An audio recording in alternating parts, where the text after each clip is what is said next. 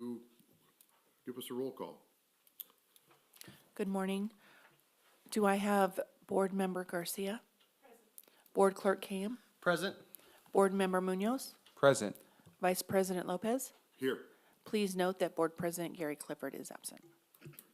Now, if everybody would stand for the Pledge of Allegiance. Ready, begin.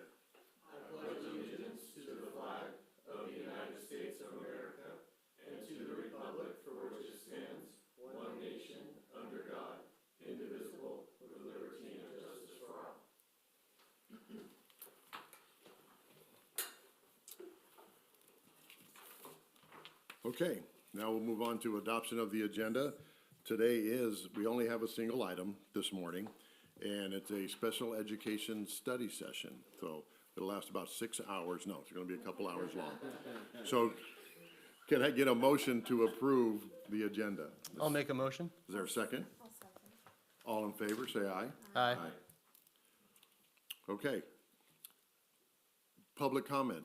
Is there anybody in the audience that would like to speak on our special session on special education? Since I only see the presenters here, then I don't think we have public comment, so I'm gonna close public comment at this time. Okay, here we go. We're gonna turn it over to the study session. Dr. DeGrazia. Thank you, Mr. Lopez, much appreciated. And thanks ahead of time to Dr. Murray and his team for putting together a very thoughtful and thorough presentation and overview on special education. They've taken much time and care with this process, and they have some great information to share with you and really the public as well, as in terms of what special education is and what it isn't at the same time. So we'll learn and listen and hear from them and then discuss, and maybe after every few slides or each topic, if we can pause and ask the board if they have any questions, that'd probably be a great way to do it instead of trying to catch them all at the end. Certainly we can have additional questions at the end, but after each topic or so, a few slides, a pause, questions, and reflections. So with that, I welcome Dr. Murray, Executive Director of Special Education, and two fine program specialists, Lainey Armstrong and Melissa Killey, to the microphone and podium. Thank you. Good morning, everyone. We are actually going to start, and my hope is that I give you enough information that you're going to know when I come in to speak with you in closed session about something related to special education, that you will know what I'm talking about. So we're going to start a little bit with introductions. I'm Brian Murray, of course. I started off my special education career as a teacher's assistant in a non-public school. I was a school psychologist, program specialist, and now special education director, and a bunch of other things in between. I really identify as a school psychologist. That's kind of who I am as an educator, so that's the lens that I bring to my work. My education, I have a PhD in educational psychology with a focus on understanding peer harassment and why students don't seek help if they're being bullied. My impetus for choosing special education as a career: I grew up with a brother with learning disabilities. We're going to talk about him a little bit later. And also I had a mother with physical disabilities who I saw not be able to access a lot of things when I was growing up. So that was my impetus. Interesting tidbits about me: I attended 9 different schools in 12 years, 6 different states, and one other country besides U.S.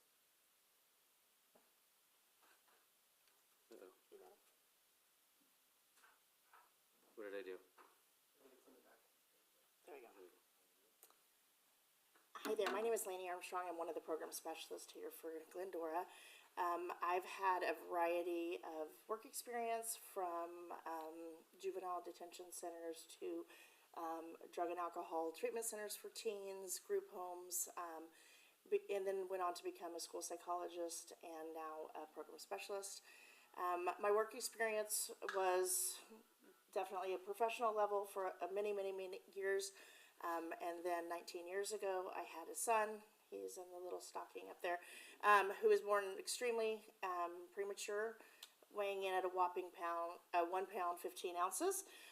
So I went through the whole NICU experience with him, and then found out really quick that that early intervention was going to be our way to go for the first 3 years. So we did nothing but doctors and specialists and therapy appointments for 3 years.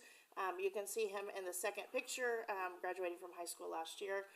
He's 6'3" and towers over me. So he has definitely been the change from my work becoming more of a professional to personal level. So I definitely try during IEP meetings and when making decisions to keep the lens of a mother with a child with special needs in mind, as well as professional. Oops. Oh, thanks, Lainey. Thank you very much. I'm Melissa Killey. I am Lainey's counterpart, program specialist, and a little bit about my career path. I wanted to be a gen ed teacher. That was my path after working in the medical field, and I decided that I needed to learn about special education, so I took a position like Dr. Murray as an instructional aide, and I had a student with autism, didn't know anything about autism. I love to research, so I did a deep dive and learned all I could and completely fell in love with it. And teaching children with autism, so I changed my credential to special education, and I worked in a classroom for many years. And then I became a teacher on special assignment in the district I was in previously, and became an autism specialist for the district. And then I wanted to expand my knowledge of special education even further, so I took a program specialist position. And then I wanted to expand my leadership further, and I am now a program administrator. So the why in my career, I have a saying in my quote in my email, and I really stand by it. Every child can learn, just in a different way and not at the same time. And when you have a child's heart, you have a child's mind. So a little bit about me. I've been married for 34 years and have 5 beautiful grandchildren. I love the beach, and I love my family Sundays. She plays poker on Sundays with her family.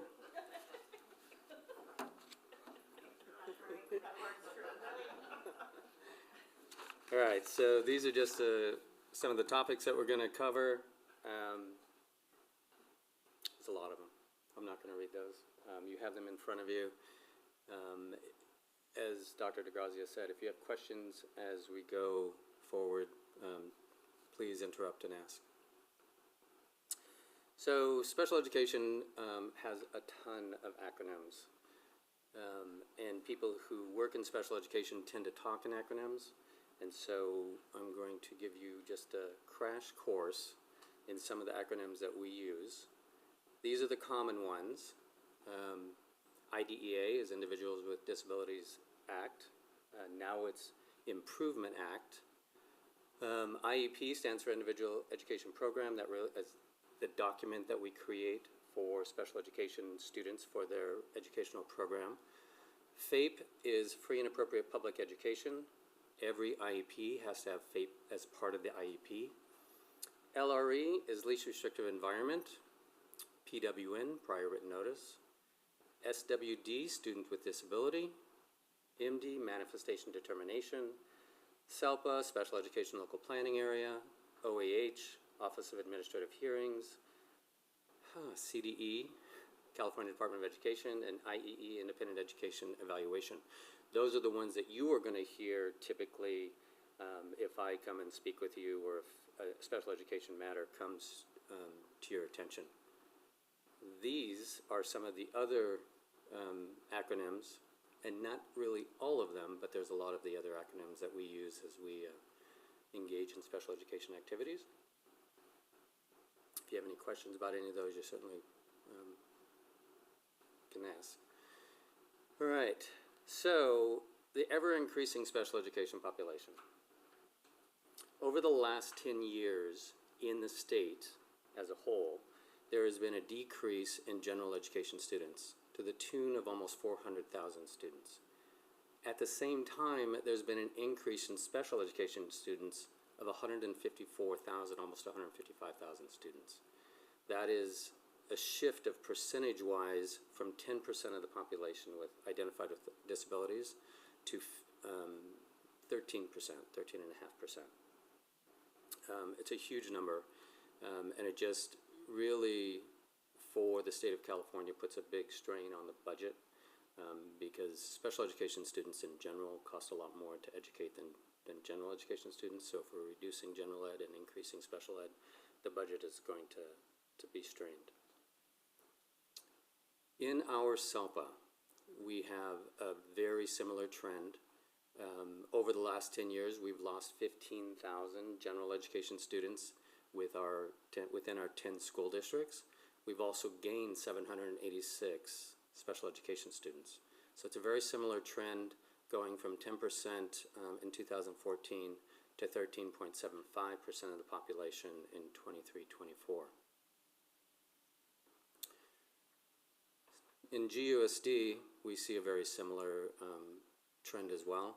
Our population, our general education population, just over the last 4 years, we've lost 309 students, general education students, and we gained 70 special education students. So again, our budget becomes strained when that percentage goes up. We've gained 1.8% in percentage, going from 14.6 to 16.4. We are higher than the SELPA average. Some of that has to do with the 60 some odd kids that we have from outside the school district that are served in our SELPA provider programs. And just as an additional thing, we have special education aides, which is a huge part of our special education budget. We had 100 when I got here in 2021 with 11 agency aides that we brought in on contract, and now we're up to 112 with only 2 agency aides. All right, so let's talk a little bit about the special education local planning area model. We are in the East San Gabriel Valley SELPA. As part of that SELPA, we have 10 districts, 10 school districts, and I think 4 charters, something like that. And the reason for a SELPA is that there are low incident disabilities that every district has, but every district only has a few of them. So they only have a few students that might have visual impairments or a few students that might have autism. So districts like Glendora, who is a small district, we don't have enough students to create a class or program for specific disabilities. So we rely on other districts to create those programs, or we can create programs and take kids from other school districts that also don't have enough students for a particular population, and we combine those resources. In Glendora, we do the moderate severe disability thread, and we also have an autism thread that runs through preschool through adult transition. Those are all the districts that are in our SELPA.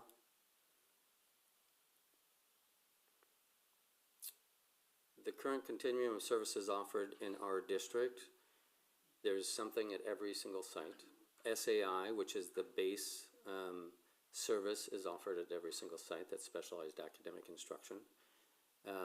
The programs that are outlined in red or highlighted in red, those are our SELPA programs. Those are the programs that we actually take kids from other school districts.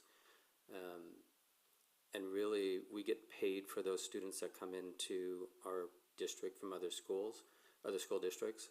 So having more of those students is better for us, even though it creates a situation where our percentage goes up. We'll talk a little bit about this when we get to the budget, but we get funding for those students. So these are the services offered through an IEP in our district. Specialized academic instruction, again, that's the base service. If students don't require specialized academic instruction or speech and language therapy, then they're not going to have an IEP. Then it becomes something different. The rest of the services that are listed there are itinerant services, and they're not standalone. So you have occupational therapy, physical therapy, adaptive physical education, counseling, wraparound services, vision, itinerant, deaf and hard of hearing, and orthopedic impairment. We have students in this district with all of those impairments. Anybody have any questions so far? So for anybody who needs these services as part of their IEP, we're pulling in outside contractors that are not necessarily district employees, correct? So the deaf and hard of hearing itinerant and the vision itinerant and the orthopedic impaired itinerant, they come from other school districts. So the SELPA provides those services. Okay. All the rest of them, we do have district employees, except for our physical therapist. We only have 11 kids that need physical therapy in the school district. So we don't have enough kids to really hire somebody to do that. So we do use contract for the physical therapy. Cool. Thank you. I do have a question before we move on. Yeah. You mentioned the sped aids, and you had 11 NPAs, and now we only have 2, but we have 7 behavioral therapists. Yes. But why the drop in the agency aides? So we replace the agency aides with the BTs, behavior technicians. It allows us to be more responsible for their training, to make sure that they are trained the way we want them to work. We have BCBAs that supervise them, and so every time that we are able to replace an agency aide with our own BT, we save about $25,000 as Okay. well. That was my next question. Is it more conducive to the budget, and is Yes, it better for the it's more budget to do cost-effective. that? Okay. Yeah. Thank Yeah, we created the behavior tech position, I want to say 2 years ago, for that purpose. All right, so under the umbrella of special education department, we have 208 employees that we support. There are 2 nurses that are listed on here, or there's a district nurse and a health tech. Those 2 don't come out of the special education budget, they come out of the health budget. But all of the other people, all the other 206 staff members come out of the special education budget, or at least a portion of their salary comes out of the special education budget.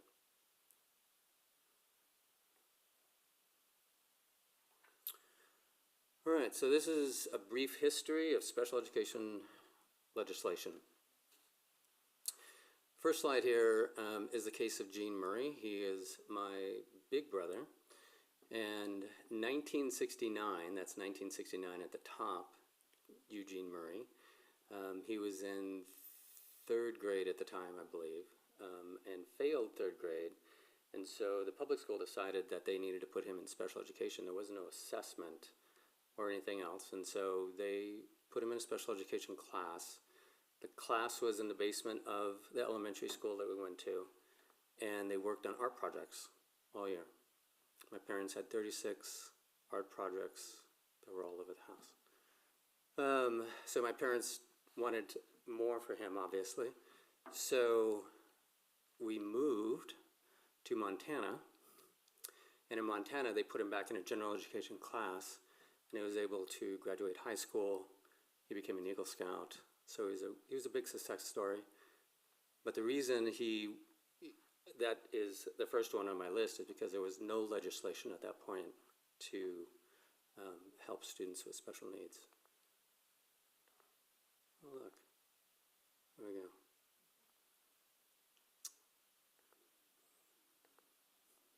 Okay.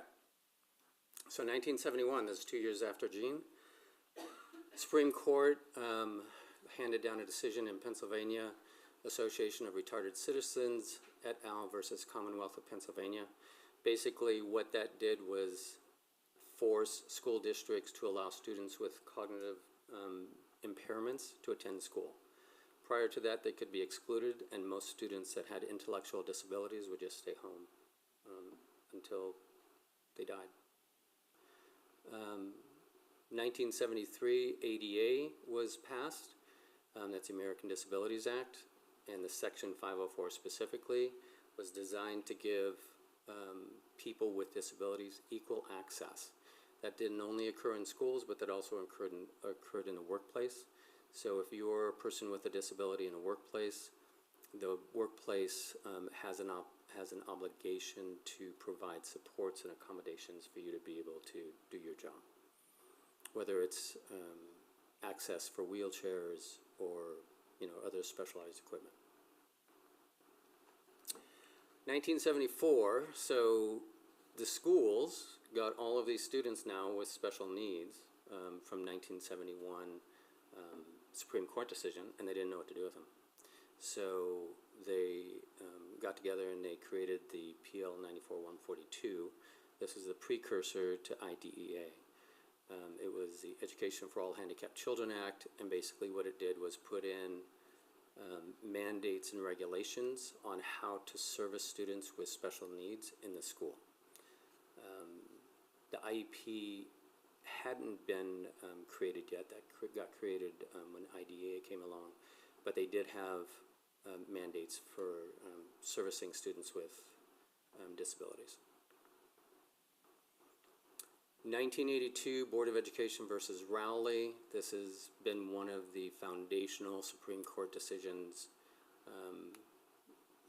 ever. This is the one that lawyers or attorneys will continuously refer to when talking about services and what the district is obligated to provide.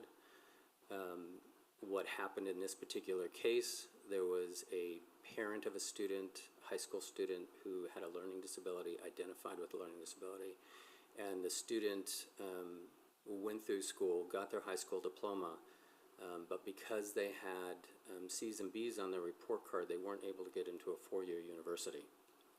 So the parents sued, saying that the district failed in their obligation to provide an equitable education, because if it was equitable, the students should have gotten A's and been able to get into four-year university.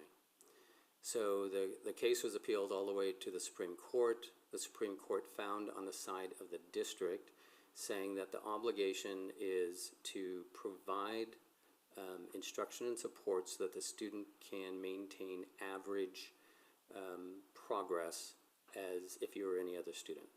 So if the average was deemed to be a C average in the school district, that's what the obligation was. And the judge or the panel, the Supreme Court, came out and said it's a difference between providing a Cadillac and a Chevy. We don't have to provide a Cadillac. All we have to do is provide the Chevy because it gets them where they want to go or where they need to go. And then 1997, this is when IDEA actually came into being. IEPs really kind of took on the current form that they have now, and it added programs for 3 to 5 year olds. Prior to that, it was per district whether or not you wanted to serve 3 to 5 year olds. 1997, they actually provided funding for that. It's not much, but it gives us a little bit of funding for 3 to 5 year olds. Then 2004, they reauthorized IDEA, and it really aligned with No Child Left Behind, where now teachers were required to be highly qualified.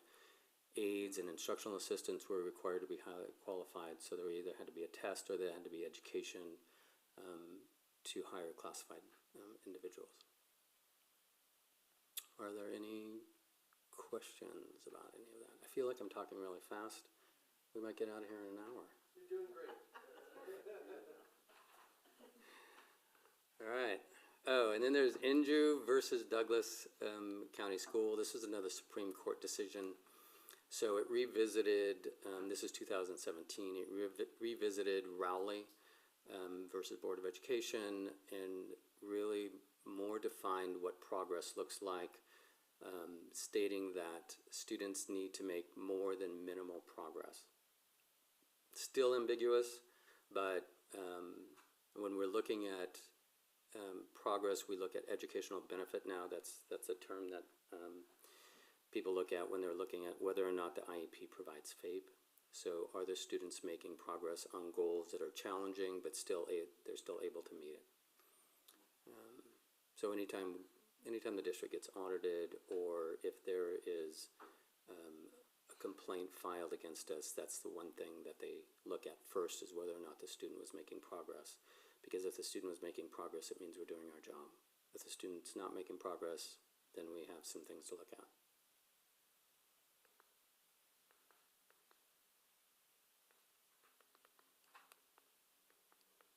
Okay, it's not moving. Oh, there we go.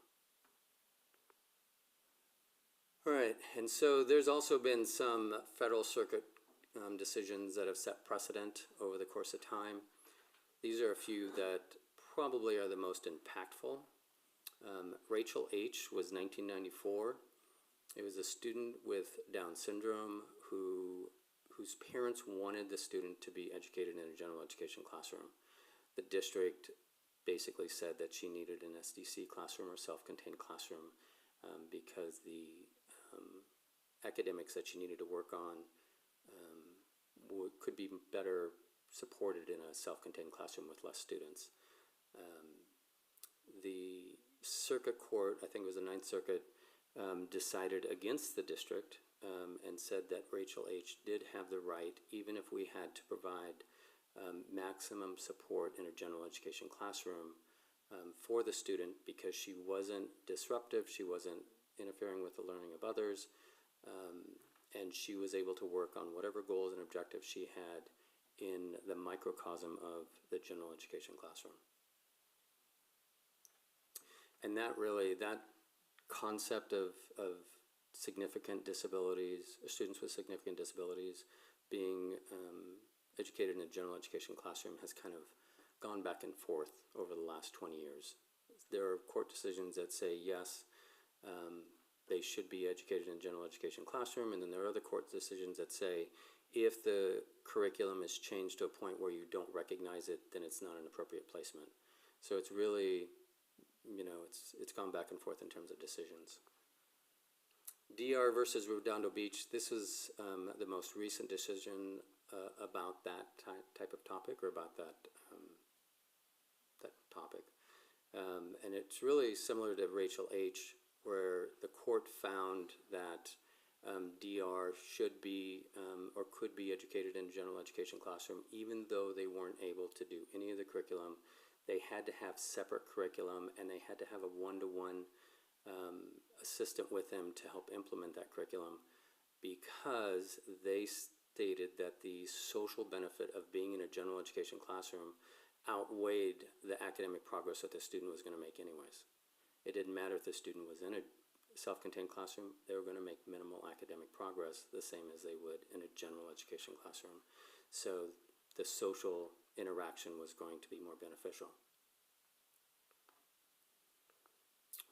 And then there's Loftman versus California Department of Education. This probably, for me, might be the most concerning in that, and this is just budgetary-wise, because what this did was say that students who attended a private Jewish religious school could receive special education services and funding from the school district. In essence, it allowed the school, the private religious school, to become a non-public certified special education school. So any of our, right now, in order for private school students to receive any kind of special education services, they have to go through an ISP process. That's an individual service plan. And the services that are provided to them are consultation throughout the year. That's what is now allowable under law. If they want services for their disabilities, they have to enroll in the school district so that we can serve them within the school district. For our non-public schools, if we have students placed in non-public schools, that is probably a $100,000 a year expense. Some of our students require a non-public school setting. I think we have maybe 10 students in a non-public school setting currently. And that's usually because of behavior and the difficulty managing behavior on our general education campus. But if private religious schools are able to get non-public school certification, that opens up an entire gamut. I don't know how that would be funded. So that's a wait and see that just got decided 2023. So we'll see how all that plays out. And then the main tenets of IDEIA, which is Individual Disability Education Improvement Act. All students are general education students first. That is kind of the main tenet of it. I can't tell you how many times over the course of my career that it's those kids, and they need to be placed someplace else. And general education teachers work hard sometimes to not educate them. But IDEA is very clear about all students are general education students first, and we should do everything we can to educate them in a general education classroom if possible.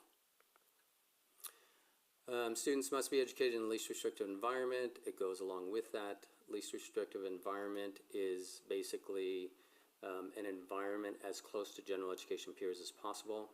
So the continuum really is general education class with no supports, and then you layer on supports until you get to a most restrictive, which would be a residential placement situation where they are taken out of the home and placed in a residential school. Free and appropriate public education. Every IEP has to have an offer of free appropriate public education in the IEP, and it has to be reasonably calculated so that the student makes educational benefit. To be eligible for an IEP, a student must require SAI, Specialized Academic Instruction, for progress to be made. We have still some IEPs in the district that there is consult-only services on the IEP. There is a policy now and a procedure, I don't know if it's called a policy, but it's a procedure in the special education department now that consultation is no longer something that would create an IEP or keep an IEP going, because once you have consultation only, it really goes to a 504 plan with accommodations and supports. Program must be calculated to allow students to make meaningful progress. We've already talked about that a little bit. And there are child find obligations.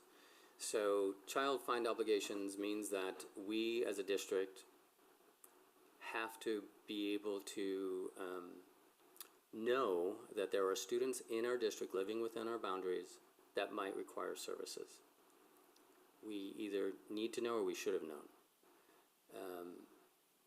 And if we don't meet our child find obligations, parent can file a complaint. We would be then obligated to provide compensatory education for however long we suspected or parents suspected that a disability has been present.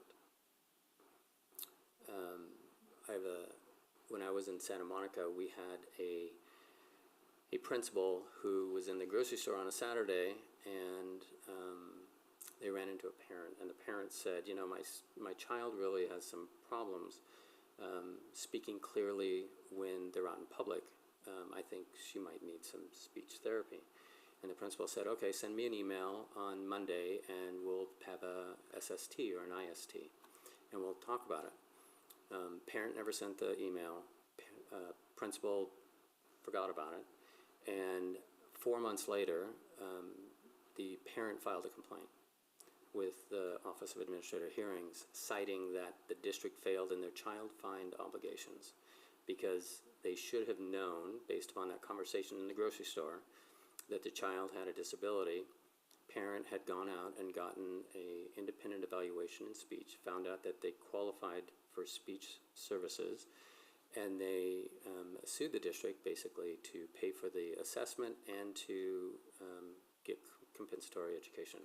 So they ended up getting a year's worth of compensatory education because 4 months was just when the parent had talked to the principal, but they had suspected that they had this disability for a year. So they were awarded a year's worth of compensatory education.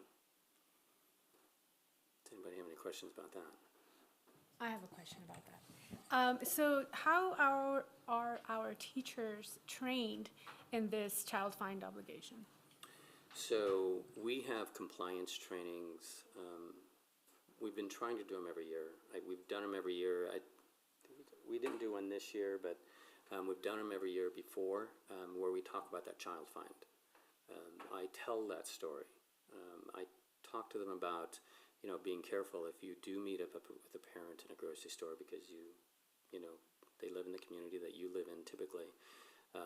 If somebody says something, if they say anything about their, student struggling in an academic area, student having any issues with writing, student having any issues with speech, that they ask the parent if they want to come to an IST or call an IST just to talk about those concerns, and then talk about whether or not those concerns are seen anywhere else or if it's really impeding their ability to progress academically, because that's really what defines whether or not the student should receive services or not. Early on, the district is doing blanket assessment, generally speaking, right, to kids like in elementary schools. They're like either reading or math. Is that correct or no? Ask that question again. It seemed, so with one of my kids, there was just like a blanket assessment that was done, and we were told, this individual could use some more support here or there. And so kind of part of the obligation is that teachers are looking at every student, whether or not they meet a specific diagnosis, correct? So we don't do blanket assessments per se, not for special education. They do academic assessments. Got it. So I don't know, do we do kindergarten readiness?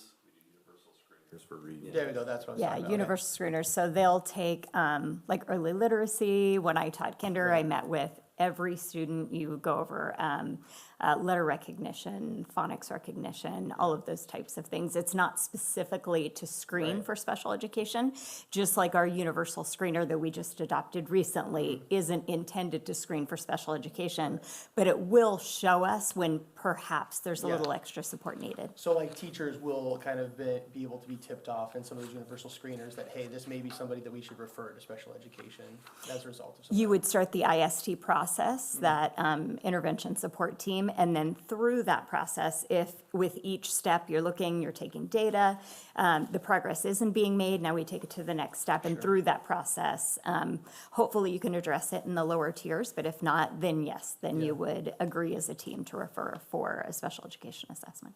And how long, and this may be the balancing of the two, so from the time a child is identified or a parent has has a suspicion to the time that they are getting those assessments, how long do we have in between as a lag generally? Are you talking about for child find? Yeah, like if a parent comes and says, I think my child may have an issue, can we, because on the other side of this, right, is it on the advocate side and as somebody who does this, for a profession on the outside of a district, the thing that people generally say is it takes you about 2 to 3 years from a parent's perspective to get support and services at a district. So generally it's having some difficulty in classrooms, the parent says something, the teacher meets with the parent. So once the parent or the teacher say, oh, the student is struggling, they call an IST team. That happens pretty quickly. Okay. And that'll happen within a couple of weeks.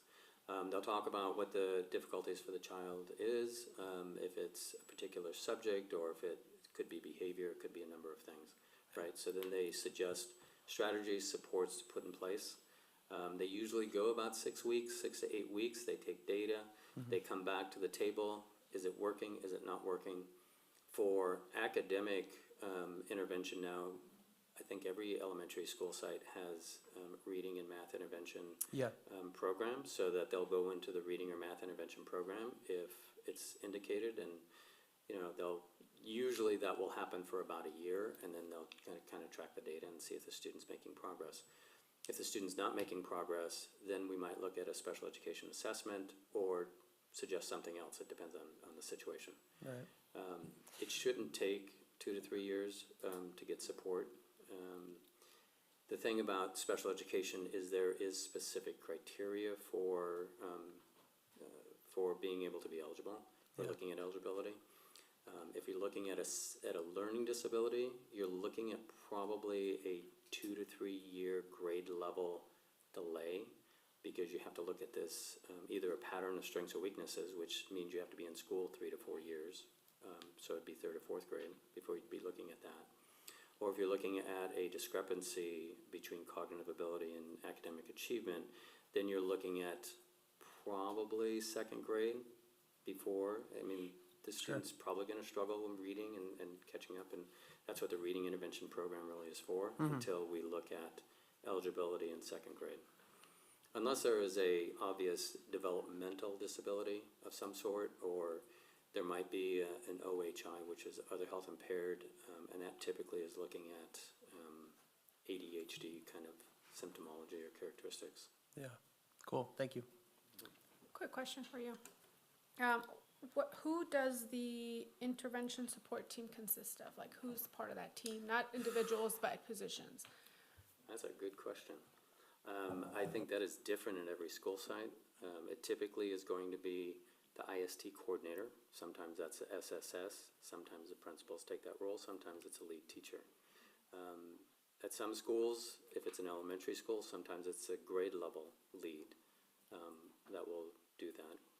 Technically, they should be meeting as a grade level team to talk about the student first, to get ideas from other teachers in terms of how to support a particular student with their specific difficulty. When it goes to the larger group, then it might include the principal automatically, because if we're talking about adding maybe an intervention class, the principal is going to have to be involved in that particular piece. And then if they've had maybe a year of intervention and we're looking at doing something additional, then special education staff will be involved, the RSP teacher, school psychologist, maybe the speech and language pathologist if there's a speech and language concern. So it just depends, and I think it changes over the course of the trajectory of the IST meetings. And in these IST, in the teams, do they get specialized training for this type of support to provide to our students? So these are, when they're getting these in the general education classrooms, our teachers all have training for differentiation. When it comes to a level of going to intervention, for example, all of our reading interventionists have been trained in SIPS, which is a research-based reading intervention curriculum. So yes, but they wouldn't have necessarily had the training for like assessing for special education, because that's not their role when it comes to that. That's when you invite the special education representative to the meeting. So the meetings tend to start smaller, looking at general education, and then as you're saying, okay, this didn't work, we need to look at perhaps intervention. Let's invite the intervention teacher, or if it's behavioral, let's invite our student support specialist. And then you add people as you need to add more services. And of course, we're always hoping we can address it in that tier 1, what can we do in the general education classroom? Tier 2, what can we do perhaps through intervention? And then when needed, that tier 3 should be the smallest number of students getting that. So I imagine that in this process of, kind of like in medicine, process of elimination, right? That may take some time in order to get to that right level of services as the student may need. So in that case, maybe that's where, okay, thank you, that helps me understand. And so oh, go ahead, I'm sorry. So I think what's important to know too is that when you get into a student study team or an intervention study team, the very first thing that we ever do in those meetings is we try to build a plan of success. What exactly is the student experiencing? I mean, it could be they're just not doing their homework, and so we have to build a plan around that specific behavior. So it's a general education function, and it starts that way. It's all gen ed. Gen ed gets together, and they talk about the student and try to put together a plan of success, and then it moves to the different tiers, as Dr. Prince was talking about. As they need to add people, they continue to add people. So. But a lot of it could be just behaviorally, they just don't want to do their homework. And so how do we make sure we put a communication between the parent and the school so the student is successful doing their homework. So, but it is a general education function to start. And so I assume then the school psych comes in, or I assume the school psych does the assessments. The assessment would happen at that tier 3 level? Yeah, it depends. Normally a school psych would be involved unless it's a speech and language issue, right? But yeah, so the school psychologist, once they have exhausted the intervention supports and things like that, they would have the school psychologist come in to be part of that IST. And then if indicated, then they would go ahead and do an assessment. Okay. Cool. Does that answer your question? Yeah, because I'm trying to figure out then at what point, I mean, essentially, like, if you have a student that it's a behavioral issue, it makes sense, then we've nipped it in the bud at tier 1, maybe tier 2. But if you have somebody who's been struggling, now they've gone through tier 1, they're frustrated, tier 2, they're still frustrated, tier 3, now they get it's indicated that assessment comes, and lo and behold, right, something's come up and we see a clear delineation for some sort of diagnosis, and you go, okay, so at tier 3 now, we know that these are the things, and we've spent a lot of time over here. So I think that's probably the frustration that I was hearing about is in that time period. But it makes sense because obviously you don't want to throw, everything at somebody who may have a minimal issue. So I see. Okay. Thank you. Yeah, and unfortunately, special education is somewhat of a wait to fail model, and it's just the way that it's written. Well, there's only so many hours for so many specialists, right? I mean, That's the whole idea behind, creating an MTSS or differentiation in the classroom. Yeah. And those supports that are going to really differentiate between the students with a true disability that can't be supported without special education and those who just need a little more help with different teaching strategies and things like that. Do we, I know when I was at the community colleges, when somebody came in with a formal diagnosis, it was just adopted. Is that kind of the same thing here, or do we go through a whole process of doing our own assessment? So if somebody comes in and says, I had an outside psychologist diagnose my son or daughter with X, Y, or Z, do we take that diagnosis and go, or do we start the ball rolling No, from scratch? so you're talking about diagnosis versus eligibility. Oh, I see. So a student can be diagnosed with autism, but not meet special education eligibility under autism, even though they have autism, because the eligibility is really dependent upon how they're progressing in school. It has nothing to do with the characteristics that, might be seen under a clinical diagnosis. I see. So it's not like a qualifier like it is with regional center. It's different. And Correct. I see. Okay. Thank you. And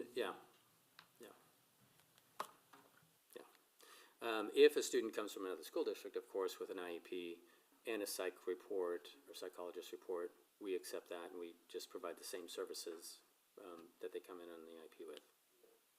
So. All right. Any other questions about any of that? This is just a nice graphic to kind of show how special education fits in the big picture. The circle on the outside is all general education students. And then you have the circle on the closest circle, the pink one, that's Section 504 students. It means we just layered on some accommodations and modifications. Sometimes they're academic, sometimes they are environmental, where we have to account for students who might be using a wheelchair or might need extra time to leave a class to get to the next one.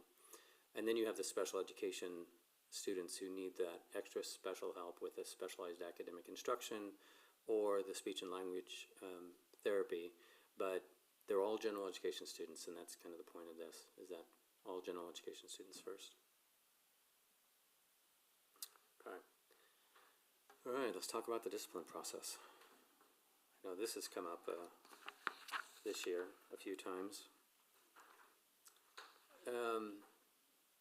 So the first thing I just want to say is that the presence of a disability does not preclude students from being disciplined under Ed Code.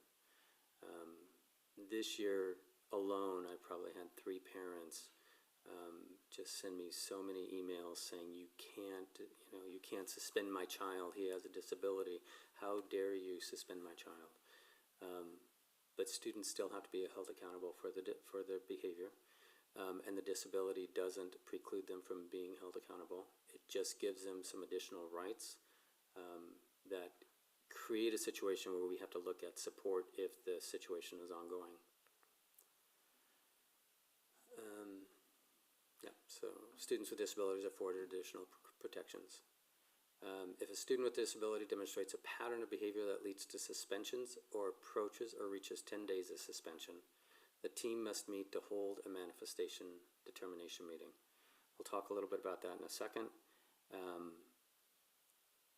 But basically, if a student with a disability is reaching that 10-day mark, we have to get together as a team and talk about what supports we need to change. Maybe we need to change something in the IEP to help support them so that the behavior doesn't continue to occur.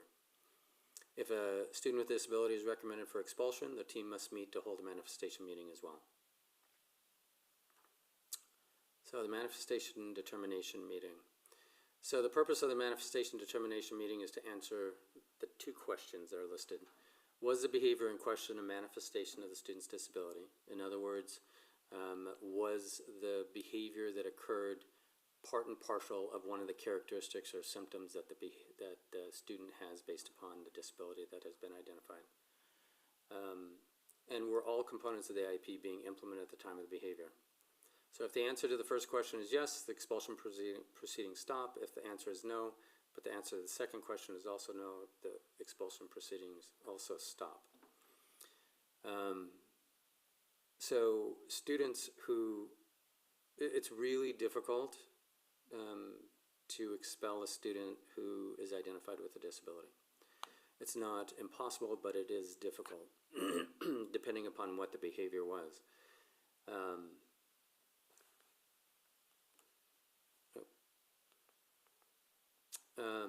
So at that manifestation meeting, what you have to do is answer these two questions, and if the disability if the behavior was a manifestation of the disability, then you have to look at creating a behavior support plan or a behavior intervention plan. You have to look at adding counseling.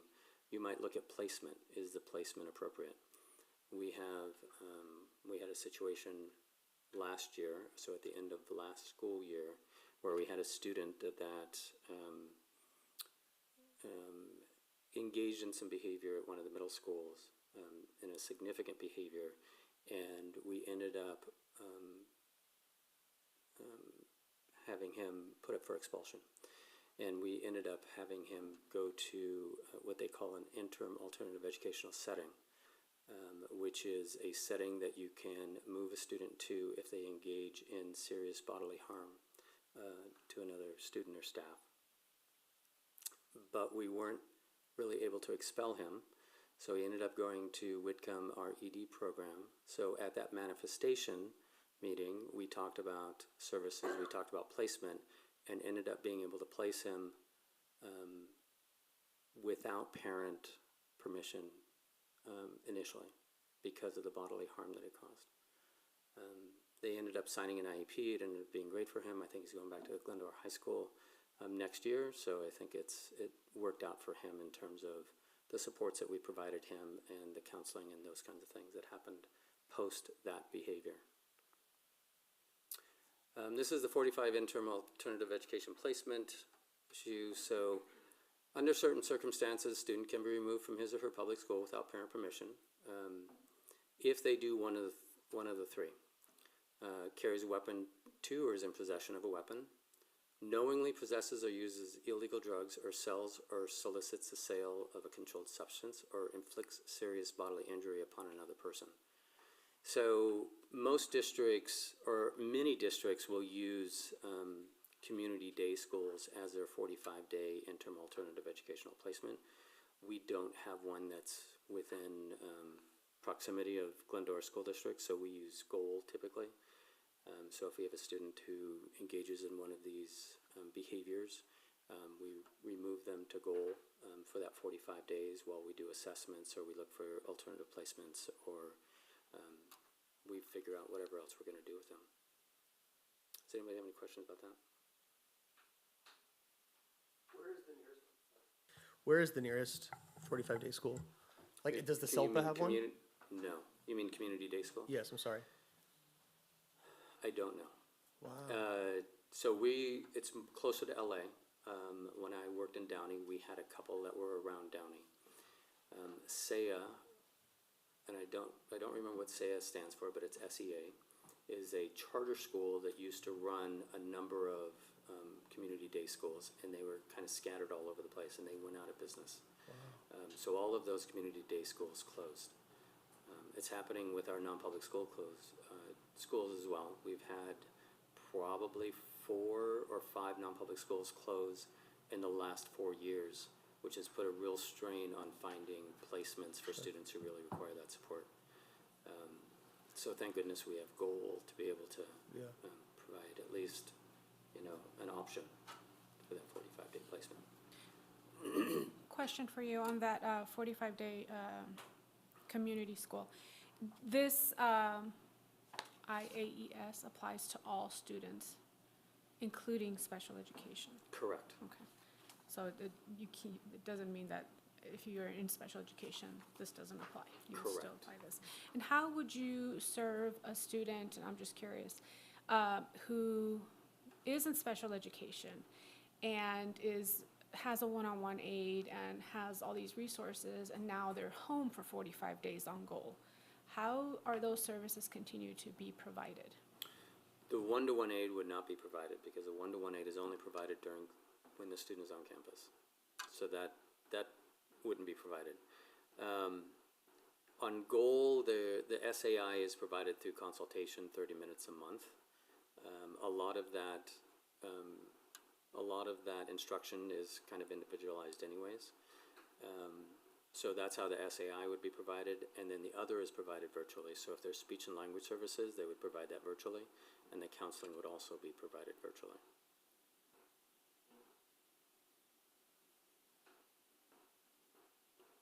Okay. All right, let's talk about the complaint process. So there are a variety of ways parents can file complaints against the district. The first is a state complaint. State complaints are always parent-initiated. It is typically a compliance complaint, so if we don't provide annual IEPs on time, if we don't provide an IEE on time, if we don't do our assessments on time, those compliance things typically is what gets to the state level. The state will ask district response and request records. After the investigation, the state will render a decision and the district will be in compliance, no further action required if that's the case. Or if the district is out of compliance, typically what they'll do is they'll give us corrective actions. Most of the time, the corrective actions is about educating and training the staff that were involved. So we have to either provide a training on timeline compliance or send out a memo of some sort and then show that we actually sent that and people signed off that they got it and understood. I think the last state complaint we had with compliance had to do with paying is providing records for a records request for a student who had already graduated or had already left the district. I think we were 10 days late on that. Out of that, we have 5 days to do it, and we were 10 days late, so we had to do a memo to the people involved. But that's typically what that is, and it's not as time-consuming as some of the other complaints. Office of Civil Rights complaint, that is also parent-initiated. This is when parents feel that their student with a disability has been discriminated against, not allowed on field trips, not allowed to play sports, anything that they might construe as discrimination, they can file an OCR complaint. This is similar to the state complaint where they will ask the district for records, but the records that they request is like all records. Like we have to go back to the beginning of time with a student, and we have to provide. I've never had a state OCR complaint that I haven't had at least 250 pages of records or more.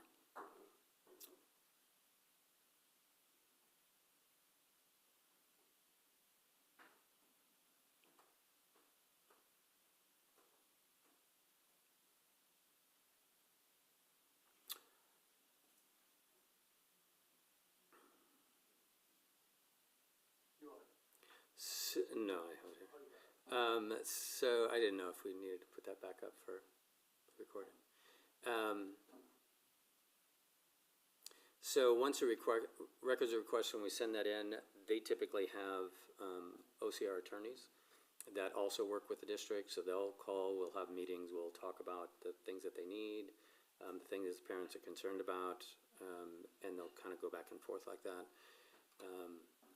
If the district is found out of compliance, we also will get corrective actions from OCR. If we are found out of compliance, though, that really opens up the parent's ability to file a tort claim against the district for monetary damages.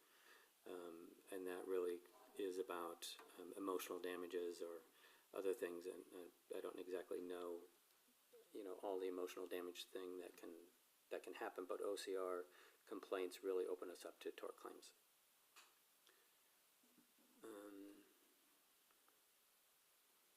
So the due process complaint for OAH,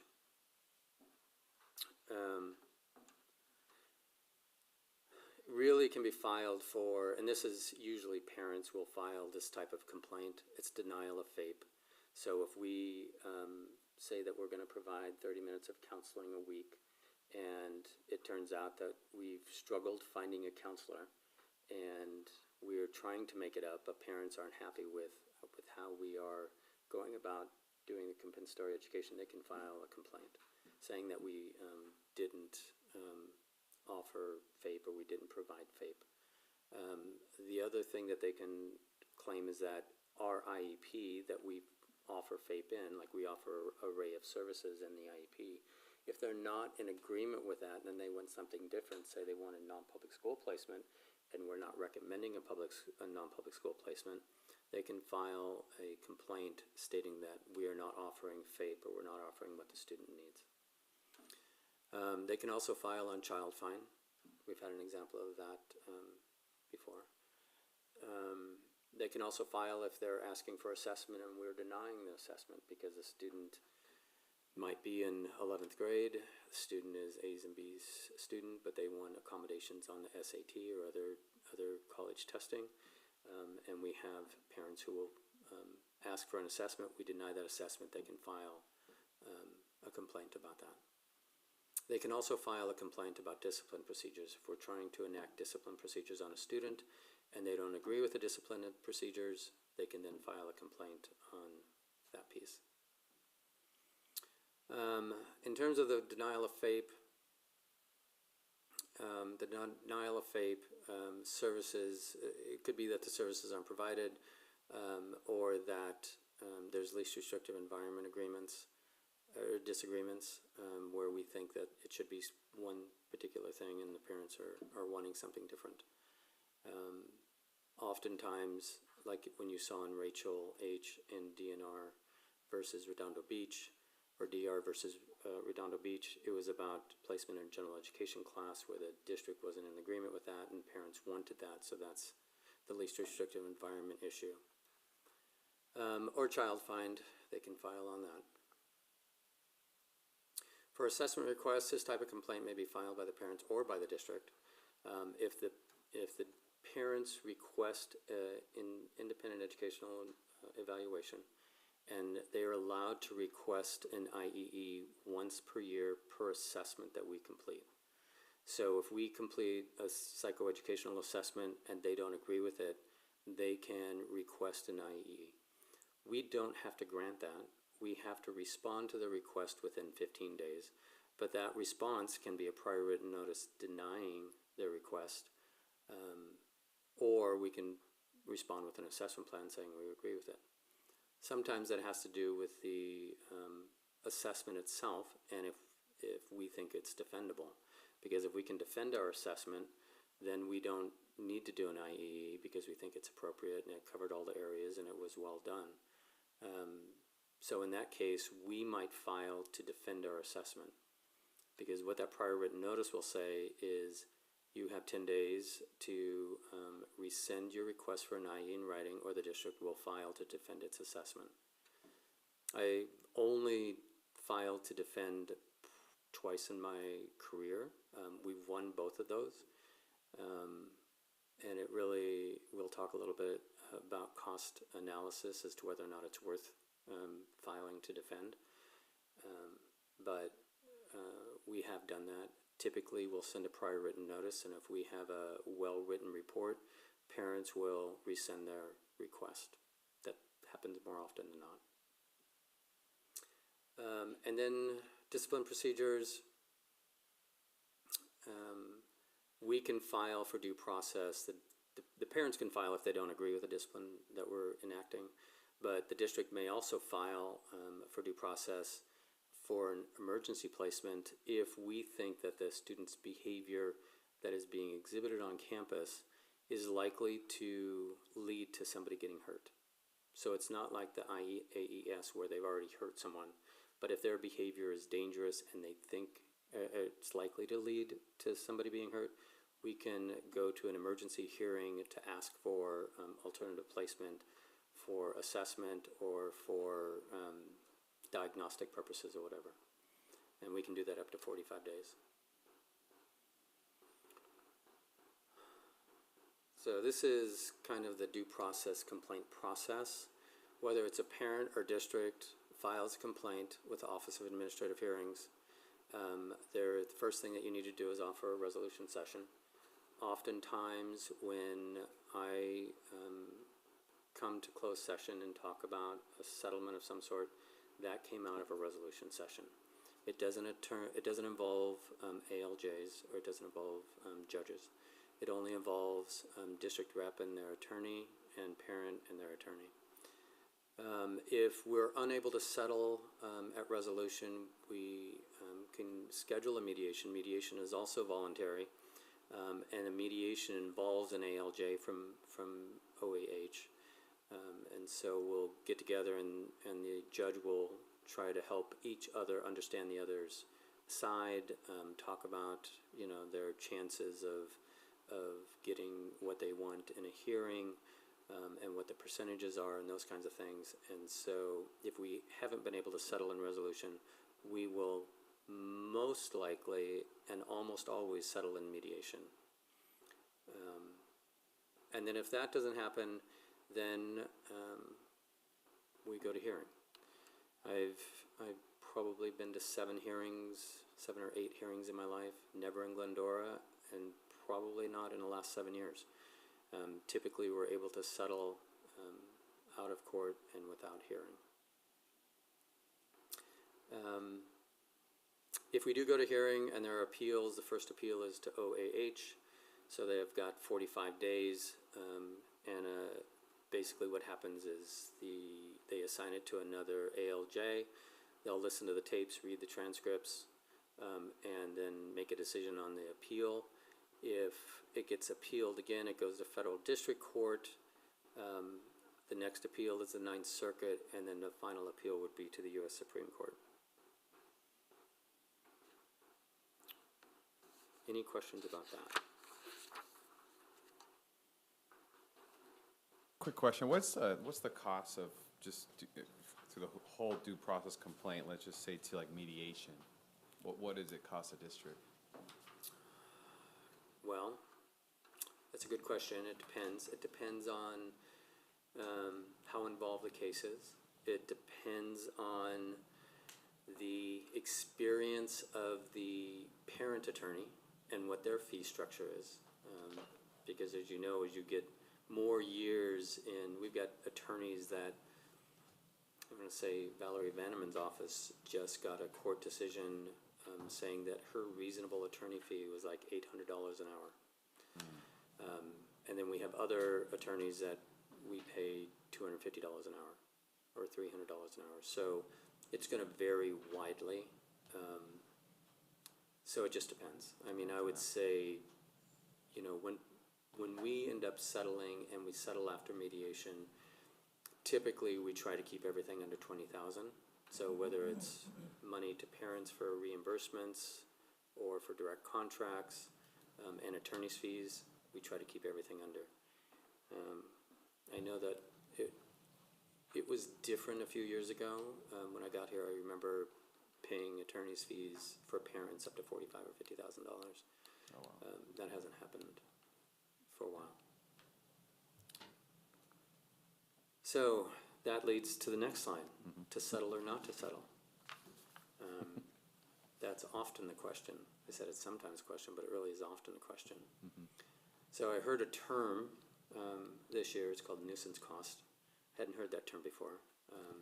But it really is, what is the district willing to pay to have the parents stop or have the complaint process stop, not the parent, but the complaint process stop. Attorney's fees will increase very quickly if a decision is made to go to hearing. The district cost for our attorney can be in excess of $40,000 if we choose to go to hearing. That has to do with witness prep, reviewing of records, crafting responses to complaints and to parent attorneys. So yeah, it could be, and the hearings are a minimum of 3 days. I've been in hearings that have been 3 weeks, so the attorney's fees on those 3-week hearings are huge. Setting limits and precedent. Settling with a parent too quickly can send the wrong message to other attorneys in the area, but we also want to be smart about it. We want to make sure that we're really child-focused, to make sure that we're doing what we're supposed to do for the child and making sure that they're supported the way they are, but not providing unnecessary services, not providing more services than they actually need. I want to say that probably 50% of the settlement agreements that we have done since I've been here, the parents have not followed through with like using all of the money that they got, all of the reimbursements that they got. Some of them haven't used any of it. So it's a lot of times it's the attorneys that are kind of pushing that for compensatory services when the student doesn't necessarily need it and the parents aren't necessarily in agreement. So. Really quickly, so when you're saying that, then when the settlements reach, it's not like the district cuts a check to the parents. It's this money is set aside for these services to be utilized. Is that correct? Yeah. Districts will never give money to parents. That would be a gift of public funds. Right. So what happens is that we would either directly contract with a service provider that they request, if we can. Sometimes we can't directly contract. Or the parents will seek the services, pay for the services, and then get reimbursed by the district for the amount of money that was awarded in the settlement. Okay, cool, thank you.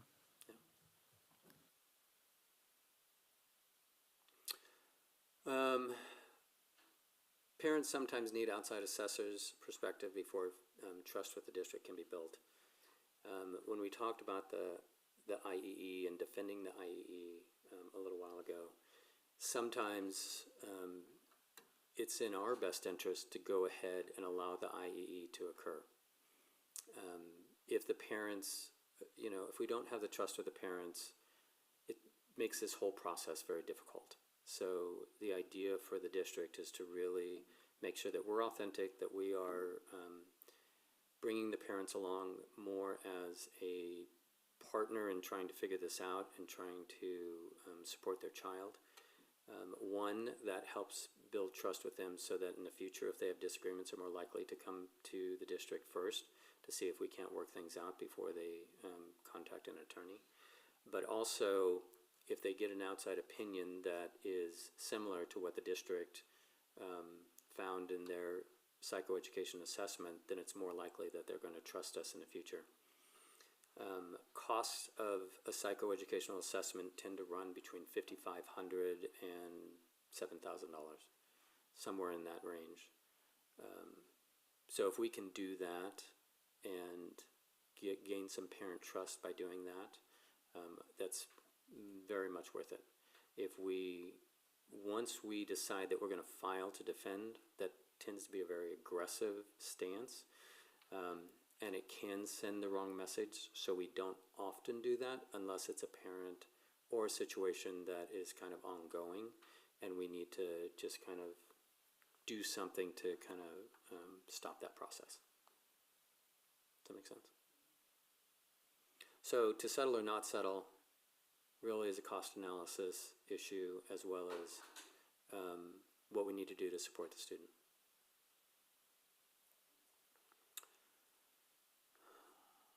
All right. Any other questions about that before we get into the special education budget? It's going to be special education budget watered down. As much of an overview and short graphics as we can do. So, special education just a couple of things. Really, we're an unfunded mandate, right? It's been mandated since 1974. The federal government has promised back in 1974 that it would fund 40% of the cost for districts to implement the special education program. The other 60% were supposed to come from the state. Since that time, and you'll see in a graphic in a little bit, since that time, it's been about 10% a year. So the districts and the states have had to really bear that burden.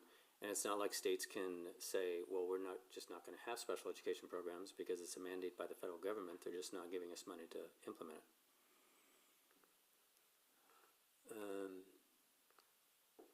So some of our funding streams, and we'll see kind of a comprehensive table in a little bit, but state AB 602, the state gives us money through AB 602 for special education funding. And it's gone up over the last few years, and it's going to go up again next year, I think, by another $50 a student or something like that. But even with the amount of money that it's gone up, because we've had our special education student population go up, our costs it hasn't helped with our costs for special education. Not only has our special education population increased, but the severity of the disabilities have really increased. The incidence of autism has gone from like 1 in 150 15 years ago to like 1 in 43 or 1 in 58 now. It doesn't mean that all those students with autism need special education services, but a good number of them need special education support. So this is kind of this is the history of special education revenue by funding source. What you see at the top is the local. I think I can't read my own graphic. I think that top is district contribution, local contribution. That's a local contribution, and then the middle is the state, correct. And then the bottom is the federal government. Correct. Okay, and that bottom is running right around 10%. But you can see that green comes from our LCFF, so that comes from our local contribution.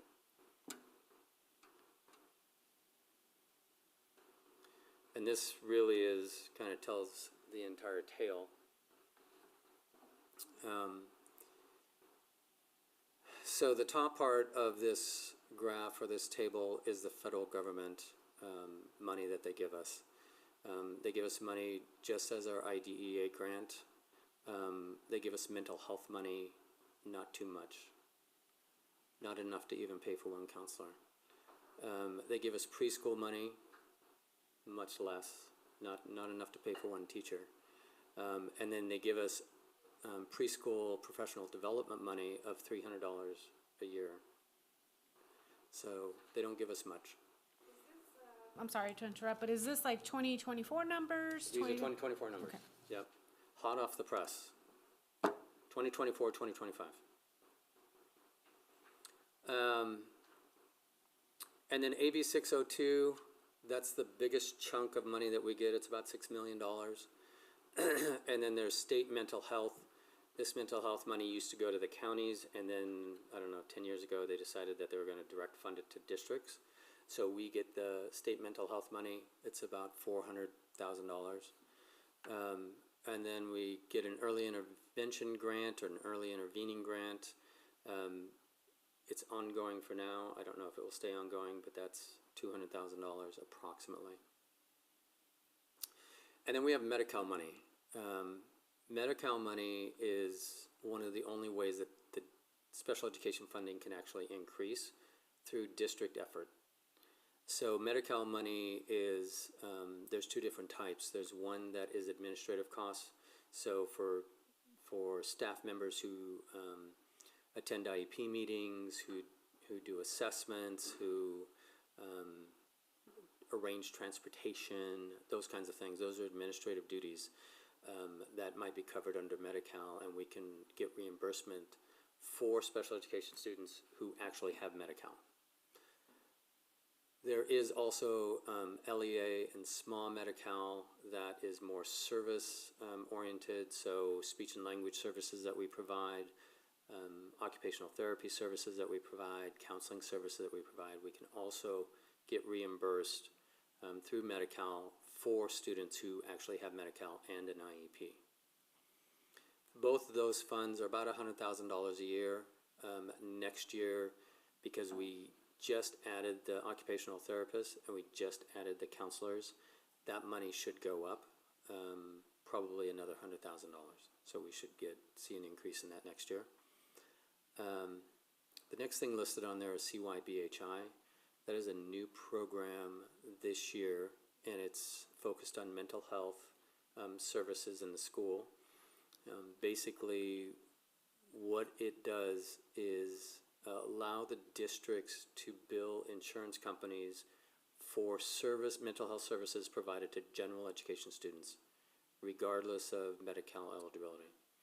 So any of our SSS staff, any of our counselors, any of our psychologists who are providing services, mental health services to general education students, we can actually bill the parents' insurance company without penalty to the parents. There's no copay, there's no effect on their annual benefits or anything else. That should be, and then we've got 9 SSS staff. The projection is that we'll be able to fund at least 60% of each of their salaries through the CYBHI billing, maybe more, depending. Question for you before you move on. Yes. Who does the billing for this? Do we have a staff member that does that billing? So we use Paradigm. Okay. Paradigm has their own EHR, which is an electronic health record. And so that is billing compliant. And it's a little bit layered. So we work with a state agency called Carillon. So we bill through Paradigm, who sends the information to Carillon. Carillon then sends out the billing to they've got like 200 insurance companies that they have MOUs with now. And so they send it out, and then they get the money back from the insurance company, and then Carillon cuts a check to us. Okay. That makes sense. So we don't have a biller per se. Initially, I thought, oh my gosh, we're going to have a biller, and we're going to have to hire somebody, and I don't know how to bill insurance companies. Yeah, it's a little complicated coding and yeah, stuff. so we can pay Paradigm a minimal amount of money, and they'll take care of all that.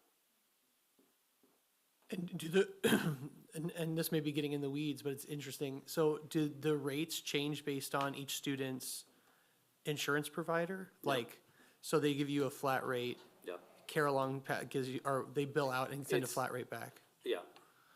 It's I don't know who created the rate. It's a fee schedule. Okay. So it's not determined on the license of whoever's doing the service, it's not determined upon, Well, on the fee schedule, there's different amounts that you can bill for certain services. got it? So if you are a licensed therapist or a school psychologist or somebody, you are going to be getting the highest rate. If you are an academic counselor, you're going to get another tier lower.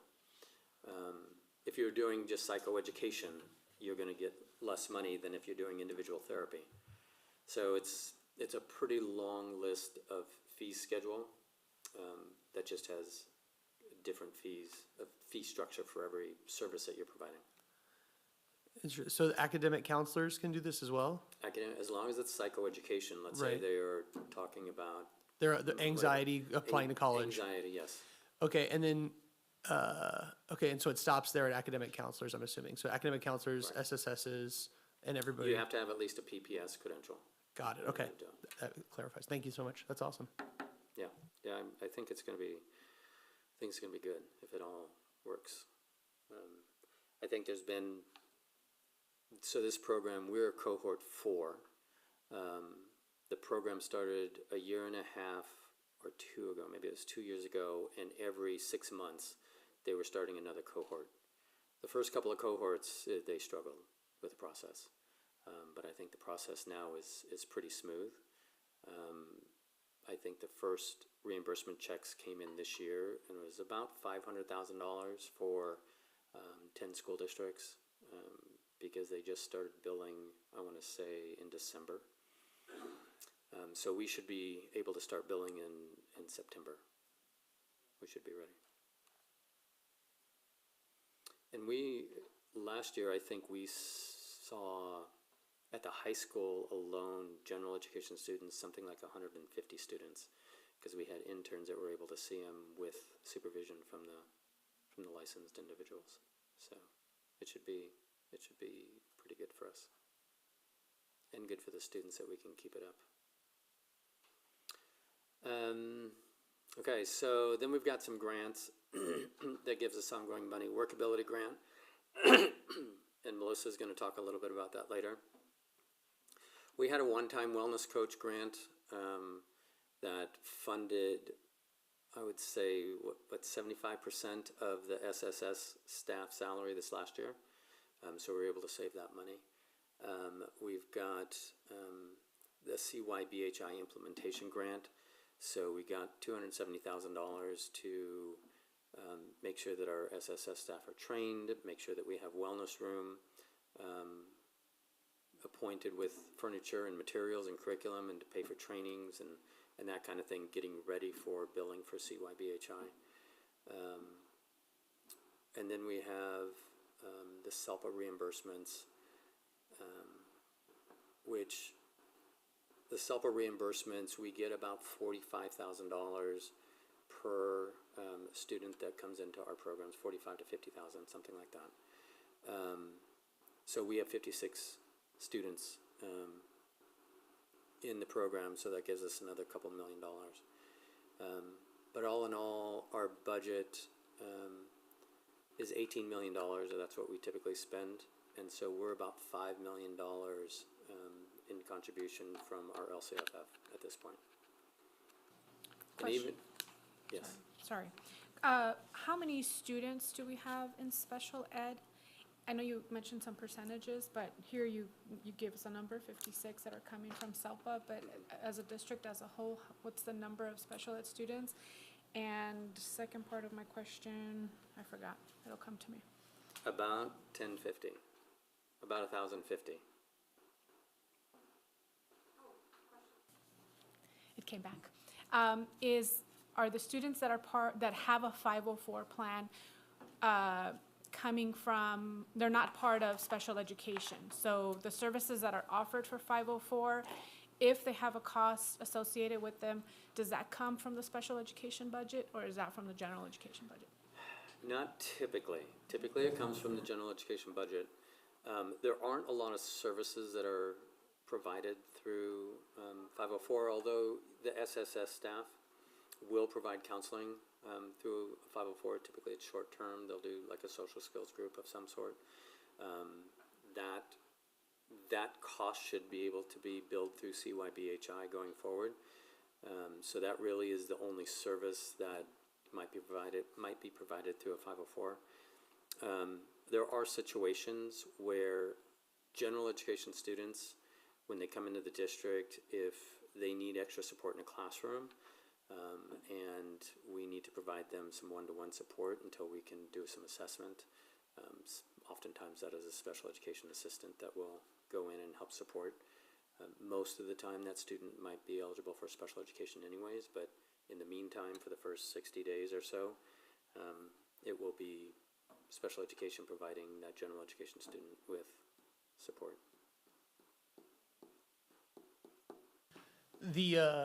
The 5 million in encroachment, that does not include any settlements or any of that, is that in that or no? Yeah, that includes everything. That includes everything? Yeah. And so if a SELPA student is part of a settlement, does that go back to the SELPA for a shared cost expense, or do we take the brunt of that since we've taken those students on? No, so there is districts of special education accountability and districts of special education geographic residence, and I mean there's all these different labels.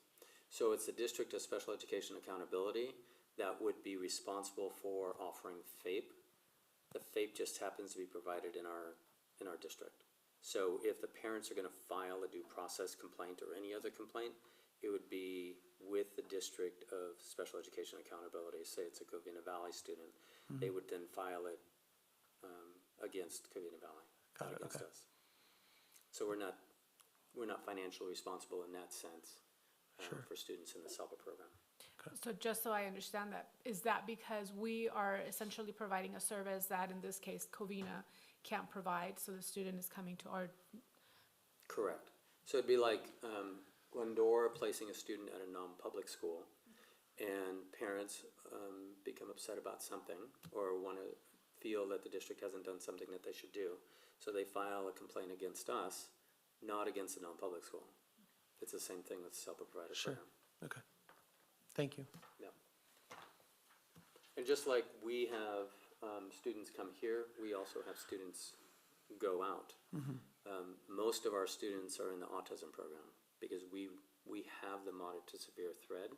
So we keep a lot of our students with mod. In fact, we keep all of them unless they need to go to a non-public school with mod severe disabilities. Usually when we're sending a student out into the SELPA provider programs, it's the autism programs that we are sending them to. And this autism program in general for the SELPA is a little bit different because we don't coordinate that program. We have, even the program here at Sellers, we have to refer the students to the SELPA and ask that they be placed at Sellers if there's space. Because all the autism programs, whether it's a higher level functioning or lower level functioning, are coordinated and kind of gate kept through the SELPA. Yeah, that's the only program that's like that.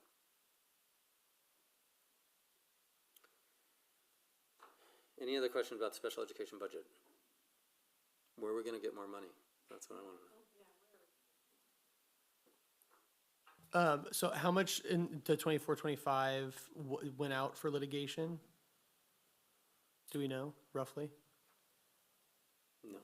Okay. I think we had 4 settlement agreements. So one of the things so we track settlement costs. I just don't have that Yeah, here. that's fine. What I didn't add into the settlement cost is a cost for our own attorneys.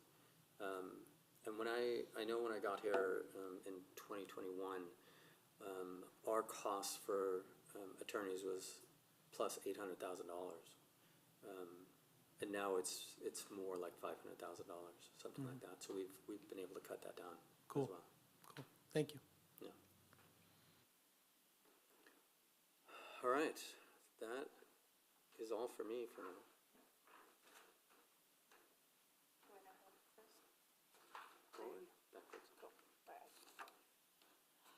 Okay, so I am super excited. The Adult Transition Program is one of my favorite programs that we provide in the district, and I get to share this with you. So our Adult Transition Program is currently located on the Whitcomb campus. It historically had been on the Glendora High School campus for years and years and years. And 2 years ago, we moved over to Whitcomb. So we've got a new home over there. We serve students 18 to 22, so it's actually after they have finished their high school diploma or certificate of completion with us, then they go on to the adult transition program. Most of the students in the program are Glendora students, but we typically have 3 to 5 from neighboring SELPAs. So I think next year we're going to have 15 in each class. There's 2 classes at Whitcomb, and I think 3 are coming in for each class. So we focus on functional academics. It's how to live on their own to whatever degree that they're going to be able to, and how to complete skills that are going to be necessary after they're done with their formal schooling. We also provide, vocational and work-related job training so they can be able to be a member of the community and participate in some sort of job activity. That's kind of differing for each of the students depending on their ability level, but we do provide training as well. We call it the GREAT program, and Paul Lopez probably had something to do with creating this title, but it stands for Glendora Resource and Education for Adult Transition. That program, we brought it back from the county, 12, 13 somewhere years ago, and made the program our own with Mr. Lopez's help when it first got started. Some of the things that you might have heard that the students do or might have been a part of, one of our teachers started making dog treats to sell to mostly in-house, the teachers and the staff within the district. And then this last Christmas, they made tags, Christmas tags to tag your gifts. And it was all by donation. They came around, the students came around with one of the support staff, and they delivered either the dog treats or the Christmas tags for a donation, which was super cute. They made up commercials and marketing, and the students drew the artwork on the labels, made their own commercial, all of that. So that was really a fun thing that they have done. One of the center, I probably got a little bit ahead of myself, but I get excited talking about this program. Community-based instruction, that is when they go out into the community and are learning to ride buses, take public transportation, navigate, ordering at a restaurant, things like that, that they're gonna need to be able to do once they, are more on their own to, again, whatever degree that they're able to. It helps them with their daily living skills and just being successful in the community later on. I got this one out of order, so we're gonna come right back to it. Examples of CBI, and I have mentioned a couple of them already. Going grocery shopping, taking public transportation, dining and ordering their own meal at a restaurant, community safety, learning community science, just in order to be safe out in the community, and then supported employment. Each of our students in the adult transition program, they go out in groups of 3 to 4 with one staff member, and they will do various jobs with some of the local businesses that we partnered with, and Melissa's going to talk about some of those businesses a little bit. And they do an hour or two of work weekly to get them those experiences. And when they come out of the adult transition program, they do have a little resume. We try to give them a different job each semester, or for sure each year. So they come out at least have been having experience in 4 different businesses that they can put on a resume and hopefully use to get some sort of supported work after us. Benefits of CBI: increased independence, improved generalization, enhanced motivation. The kids love to go to work. You can tell on certain days they'll come in, on Tuesdays, for example, and they're all in their black work shirts, or they're in their, t-shirt that says whatever business they're going to, or, the black pants and black shoes that they know that that's their work uniform for that day. So they do get excited about that and follow those rules really well because they want to be able to go to work and participate. Increased social interactions. They get to interact with the public in many of their jobs. The public generally loves to see them, and we get lots of positive comments from community members as well as employers that they love having our kids there. And then it develops positive community perceptions that our kids are out there working and the businesses are welcoming our students into the community. And then I'm going to go backwards one.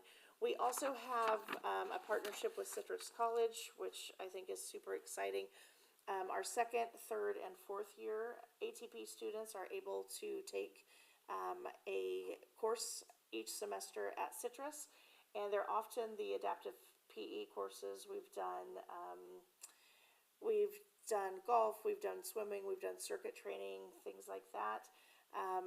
So it's often the adaptive PE type course, but our students, 2 of our students last semester took an online counseling course that they would use some of their school time here and, take the course. And then we also have had some students take a college readiness course, which taught them how to make up their college schedule, read the line schedule, how to talk to a professor if you're struggling, how to ask for support and assistance if you're needing it too. So they go out to Citrus College again the 2nd, 3rd, and 4th your students are able to go take a course at Citrus College, then they have lunch on the campus with the other college students, and that again is a big incentive to be able to mix and mingle with college students. So, any questions for me about the adult transition program? I don't have a question, but I do want to compliment you on that because I have seen them around the community and I do enjoy seeing them. So I have a cousin who has Down syndrome and is part of a program like this in Pasadena. And, they pick her up from home, take her there, and then my aunt comes and visits me, which is great. But I love seeing just how much they learn and the confidence, more importantly, where they can do things on their own and be a little bit more independent. So thank you for this presentation. Absolutely. When I'm driving around from site to site, every once in a while seeing them waiting at a bus stop or, walking, to and from or whatever, and they've gotten to know my car, and I do a little special honk, and they all wave, and it is just fun to see them out in the community participating and being a part of our community, so. Any other questions? Here you go, my friend. Thank you very much. Okay, workability. So our workability, I'm the project manager for workability, and our program supports our students in ATP. So it is really nice. I'm at the campus at Wickham this summer. I'm the administrator, and I see all of our ATP students, and they just came in last week to collect their checks and sign out, and it was really nice to see. And I saw them in their work shirts. But our workability program supports our students in high school and adult transition, ages 16 to 22, who are on an IEP. An IEP is required. We assist students in developing vocational skills for competitive integrated employment to support their post-secondary goals. Part of the ITP, part of an IEP has something called, and I know it's so many acronyms, an ITP, Individual Transition Plan, and we do support the ITPs through our grant. So a little bit about our funding. This is a grant through the California Department of Ed. We've had a grant since probably the late 80s. Right, Paul? I think the late 80s. This year, we served 240 students, and we were able to place 32 students in community businesses. We pay minimum wage at $16.50 in January of next year. That's going to go up to $17 an hour, and we give anywhere from 25 hours to 100 hours, depending on the student and what the student's needs are. So how does workability support our students? So part of that ITP I explained in an IEP. It focuses on employment, education, and independent living. The way that our workability program supports employment is we provide career assessments and interest inventories. Either the high school teachers implement it, give the assessment, or our job developer does that and meets individually with our students. We also provide job readiness training, and those are some soft skills, how to socially communicate in a workplace. What does professionalism look like? Teamwork, what does punctuality look like? And so our job developer meets with students, and either in a small group or one-on-one, depending on what the students' needs are, and we practice those skills. We also explain labor safety and harassment laws before a student goes out into a work setting. And sometimes students just want to know what it entails, even if they're not out in a work setting, to prepare themselves. And then we also give the paid work experience for employment. For education, we practice, like Lainey shared, resume building. Some of our students go into our workability room and actually create a resume. We support them in many different ways with resume building. We provide vocational materials and tools to our ATP classes. We have vocational boxes that really teaches some skills, foundational skills, before some of our ATP students go out into the community to work and to generalize. And our college and training exploration, every year we take a group of 11th and 12th graders to Citrus College. we go to Citrus College and Mount Sac. Sometimes we flip-flop every year, and we work with the disability office at both colleges, and they present a beautiful orientation to our students, and they look forward to it. Sometimes our 11th graders go back and do it in 12th grade because they learn a lot. For independent living, we support our students, we provide tap cards and also help with applications to access so they can get free transportation. We also work collaboratively with different agencies. We work very closely with Regional Center. I attend their quarterly local business agency meetings, and we also work very closely with the Department of Rehabilitation. So when we have students who have exhausted their hours through workability, we then connect them to Department of Rehab, and they can provide additional hours. I don't know, a couple of years ago, I presented to the board with Monica, our job developer, and we were in the process of, we applied for another grant, the We Can Work grant.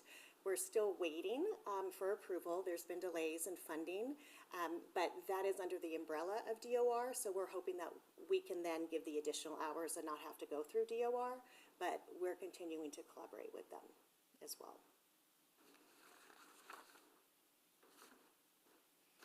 Since COVID, I think after COVID, we probably had 3 businesses. At that time, a lot of them closed down, or they did not, they just weren't ready to bring on our students.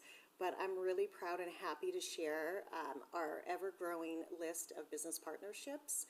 We contract with, and as you can see, I'm not gonna go over all of them, but every student in our district who we have provided paid training to, they have worked in one of these businesses over the last 3 years. Continental Restaurant has been a big support. King's Gym, big support as well. Yard Sale, some of the pictures Lainey showed, the students were at Yard Sale. They have been very supportive this last year and a half in working with our students, and they really enjoy going there. But La Feitra Center as well. So I can't say thank you enough to our business partnerships who work with us. They're amazing. And our workability goal.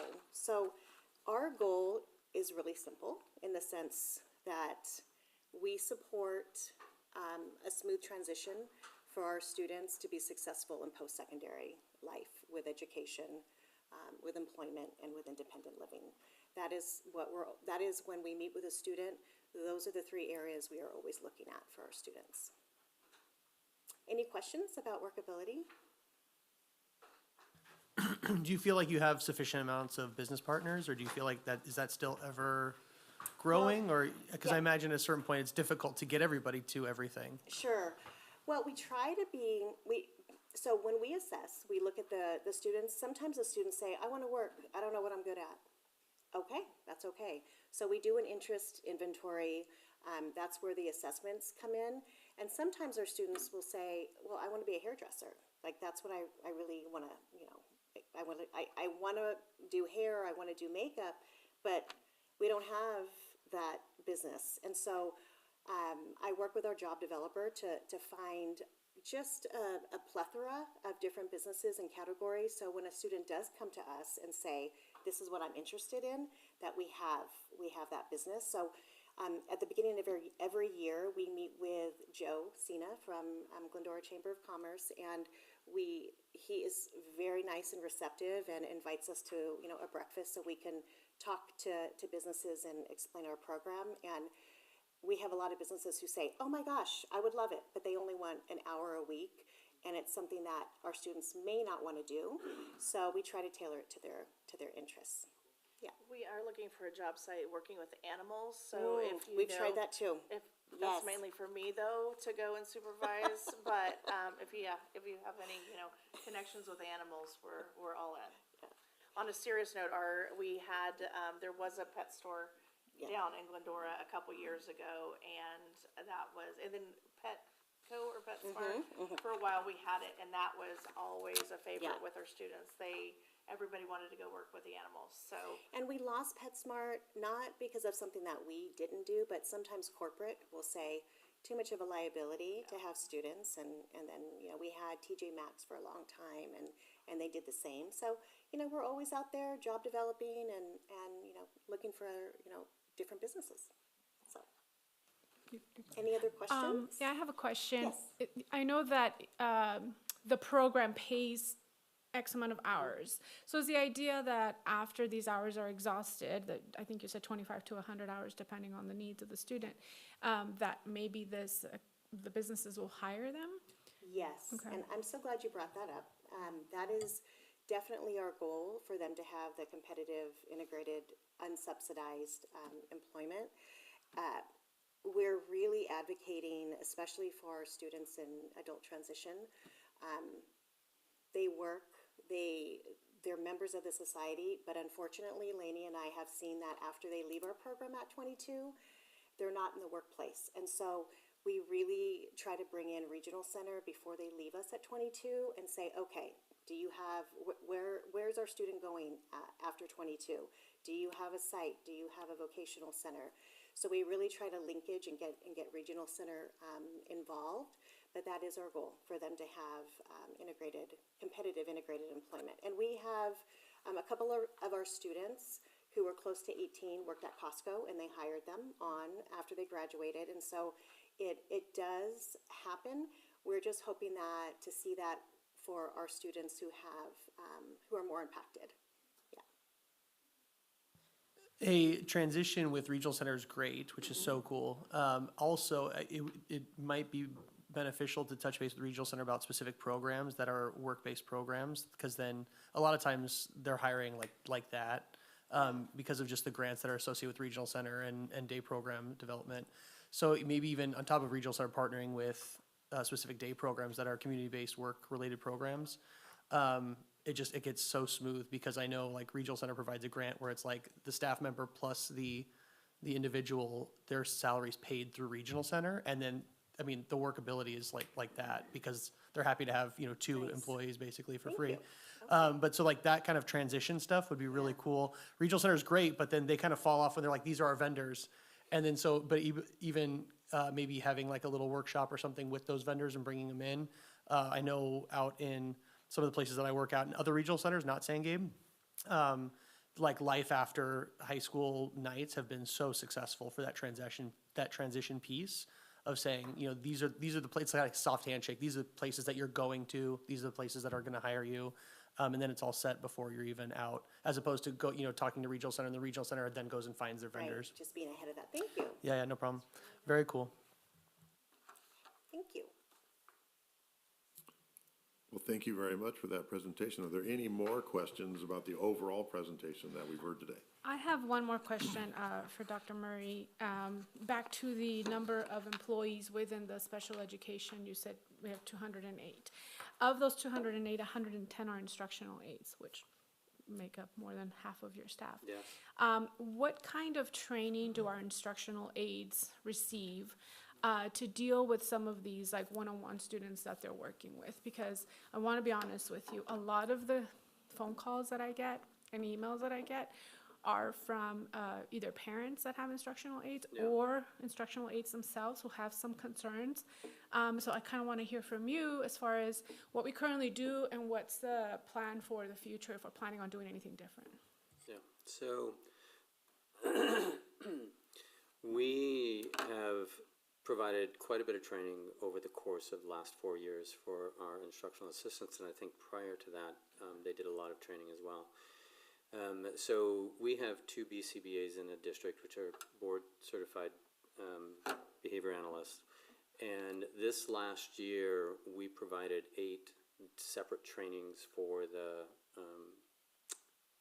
all of the instructional assistants, not just the instructional assistants who are one-to-one, but all the instructional assistants that are working with students in special ed. I would say though, so we provide that on Thursday afternoons, on the early out days, and a lot of the time, so it's a voluntary training, although we pay them for it, it's voluntary training. And if they have another job or something else that they have to go to, we don't get 100% attendance. I would say we probably have had 60 to 70% of the employees attend those trainings. But the trainings really focus on behavior support, understanding the function, positive reinforcement strategies, kind of if-then strategies that'll help in the moment. Really looking at helping the instructional assistants understand how to shape behavior and how to support the behavior if it escalates. All of the assistants have CPI training, which is crisis prevention intervention training. And so if it does happen to be a student that has more physical interactions, then they can also have the strategies to support that. So just for my own understanding, is it every Thursday or is it just, 9 Thursdays throughout this 9 last year, or 8 Thursdays. Thursdays throughout this last year. and it's voluntary, but it is paid? Correct. Okay, I'm glad I asked that question, because again, I'm getting one Yeah. side, and it's so important to, that transparency, for people to understand that there is that option available, that it is important that our staff take advantage of it, because, you're working with very specific needs, right? And to be able to truly serve our students in that way, we need training, right? We need to Yeah. learn with what we're dealing with, so I appreciate that we offer And that. so this next year, we're gonna look at probably not doing as many. We're looking at probably more like 5. Because near the end of the year, the attendance trailed off. But we're looking also at bringing in occupational therapists to talk about sensory strategies, because when you're talking about students with behavior, a lot of times it can be sensory processing issues that they struggle with. So how to address that in the classroom. Also, speech and language pathologists are going to come in and do a training, because behavior typically is communication. So if we can help the instructional assistants understand how to communicate with the students better, or what they're trying to communicate, it's going to help mitigate some of that behavior. We have had in the district, this last year specifically, a lot of new students with very significant behavioral challenges in the general education classroom, not in special ed. There have been quite a few that have been in special education with one-to-one assistance, or we assign a behavior technician to them, and they still struggle with behavior. It's a process of shaping that behavior over time. So our behavior technicians are the highest trained that we have. Most of them have their registered behavior technician certificate, and they've have years of experience, and still sometimes struggle with, in the classroom setting, trying to help reduce the behavior that's being demonstrated. I appreciate that, but I think for me, the most important thing is that we do have those resources available, right? And Yeah, that staff 100%. understands that they can go to the behavioral therapist, and receive that type of support that they need with the students that they're working for. Same for our teachers, right? We're expecting them to provide a certain level of education and environment for our students, that they know and that it's very clear that that service and support is available for them in order to be able to serve our students properly. Correct. May I provide some background as well to our classified staff PD? So a year ago, we made a fairly large shift. Traditionally, our instructional assistants wouldn't work Thursdays. They would end with the students at like 12:30, okay? And what they do is we would average their hours Monday, Tuesday, Wednesday, and Friday. They'd work a little bit longer. So during the week, they would make their full weekly schedule. We changed that a year ago for the purposes of them being able to attend professional development. So part of that professional development is exactly what Dr. Murray and his team was talking about with those trainings. But additionally, they're staying for our staff meetings. They're helping teachers in the classroom. They're receiving other training. So they are paid for those Thursdays. They're full work time. But we, like Dr. Murray said, some of them have decided to take like vacation time or sick time and not do that. Unless they are an employee that we say is a two-hatter, so maybe they're an instructional assistant and they work daycare for us, we've allowed them to go work daycare, because on Thursdays we have those needs. So it's been a pretty big shift a year ago for our staff. And to add on to that, we also, in our professional learning days that we have, the two all-staff professional learning, contractually, our classified staff can choose to take it off, but we have also worked really closely with them, Dr. Naharo and I, over the last few years in aligning and meeting their needs. So, for example, one of those this year, Jada, our BCBA, provided a de-escalation training specifically for our classified staff for a few hours in the afternoon. This coming year, we have the science of reading for all elementary, and our classroom-based instructional aids will all be in there with the teachers so that they can support that in the classroom. At the secondary, they're going to be able to choose either science of reading at the secondary level, trauma-informed practices, or restorative practices. And we're hoping that as we've honed these in and really made them widely applicable, that we'll have more folks who find it meaningful for them and opt to attend those days. So fingers crossed. The other thing too, I think is important to note that's always interesting and different about mental health is that all of the outside governing licensing bodies require so much continuing education that like all of your RBTs had to do the 40 hours, plus they had to have their constant supervision, plus the regular stuff, their BCBAs, 30 hours every 2 years. Psychology. So as you go through this list, the difference that's really nice about the behavior technician transfer is that if most of them are RBTs, then they are responsible for their own continuing education outside of the district's professional development. So the good news with a lot of that is that you're kind of offsetting that, and they're responsible to their governing body to keep them up to date on all the things they've got going on. I noted and I agree with you, and that is why my concern with the instructional aids, right? So what type of training are they expected to have or mandatory in that way when they are dealing with students that have such specialized needs? You know, are there any specific, classes or trainings that they have to attend? No. There isn't anything mandatory, and I don't know that we could make anything. I don't know how that process would look. We have, this past year, not only we're trying to break it up so that it's not just our BCBAs sitting at the front of the room talking to them, 8 different times. So we also contracted with Grand Canyon University to do 3 virtual trainings with their behavioral program, and so they came in virtually and did 3 trainings with the staff. There isn't anything mandated that we can do unless Eric says there is.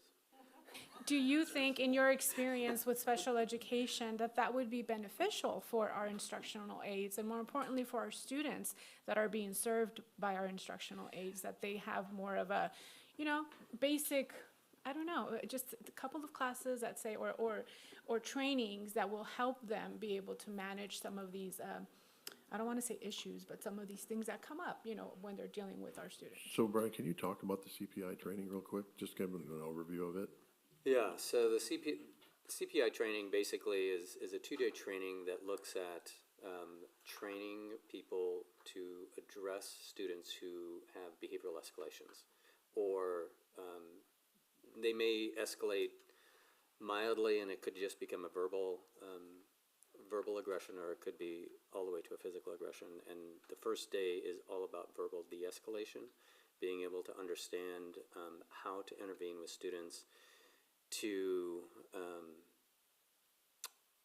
help them feel heard, help them feel supported through verbal de-escalation without having to lay hands on a student. But if a student, the second day, if a student does escalate to the point where they're a danger to themselves or others, there is a portion of the training that trains staff to be able to intervene physically and to contain the students so that they don't harm themselves and they don't harm others.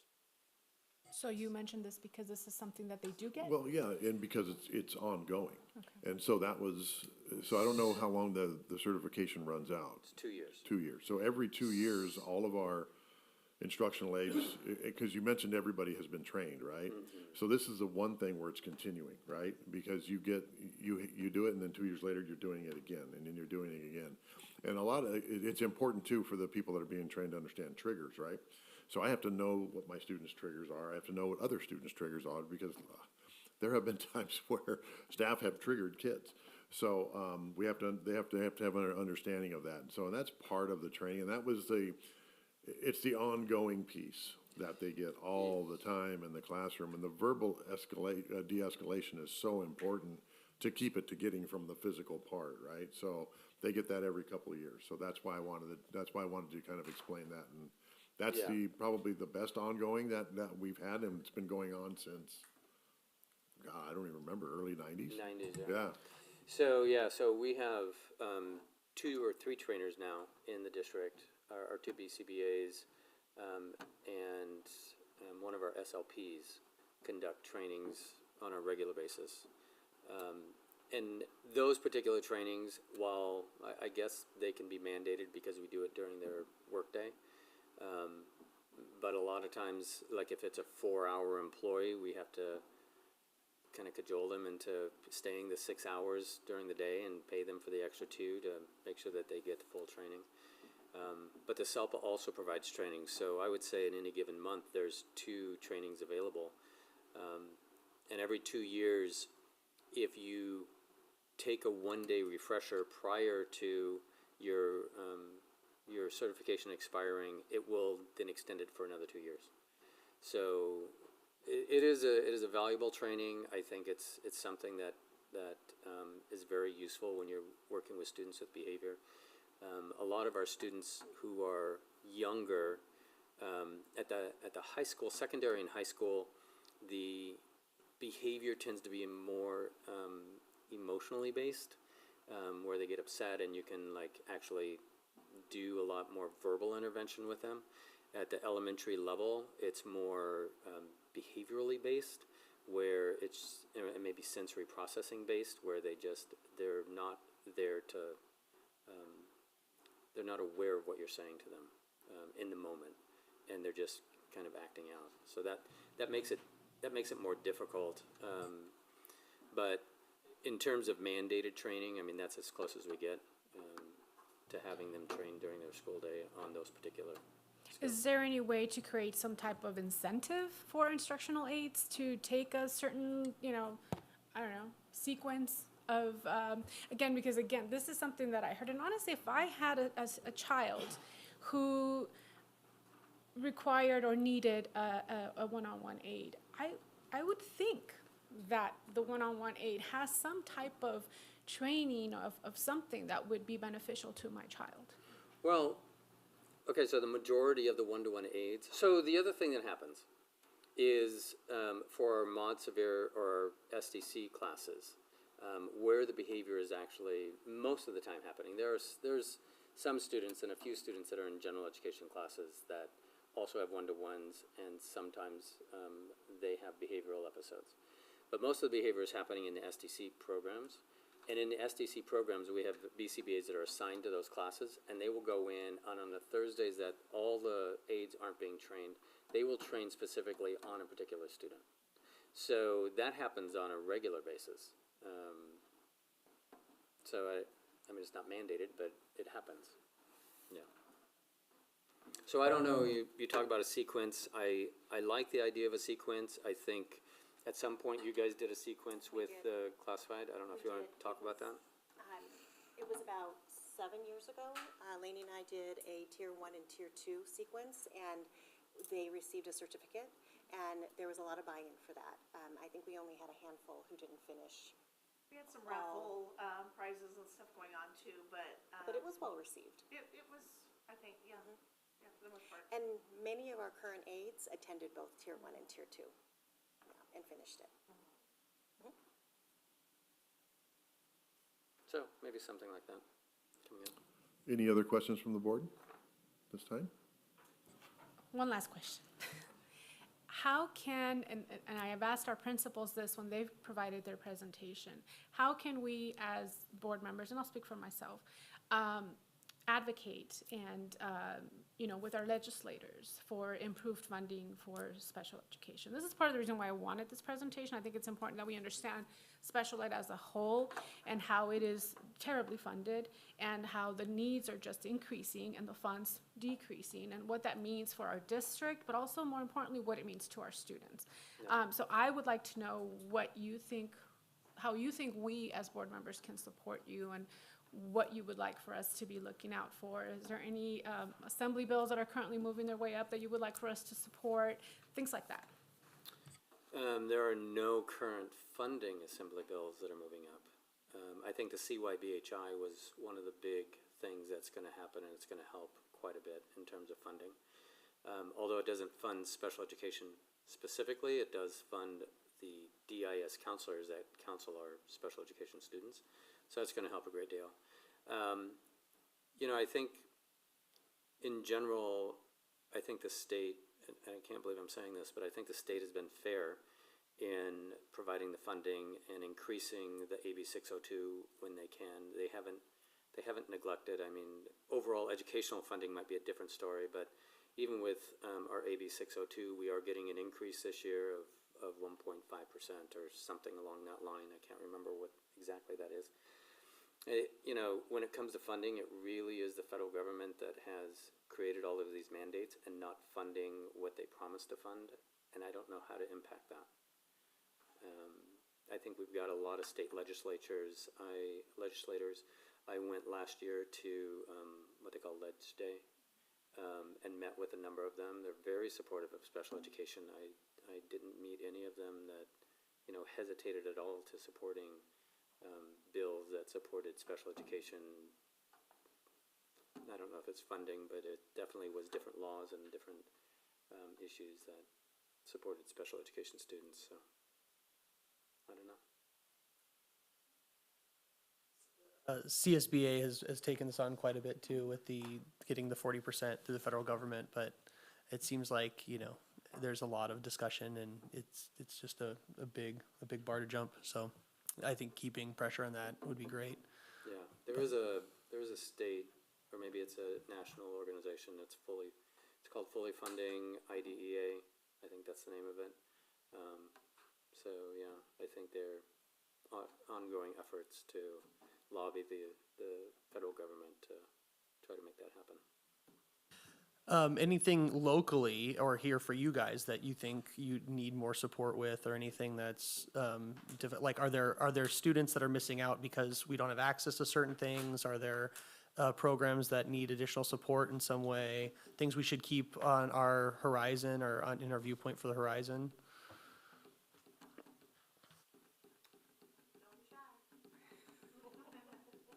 So many thoughts.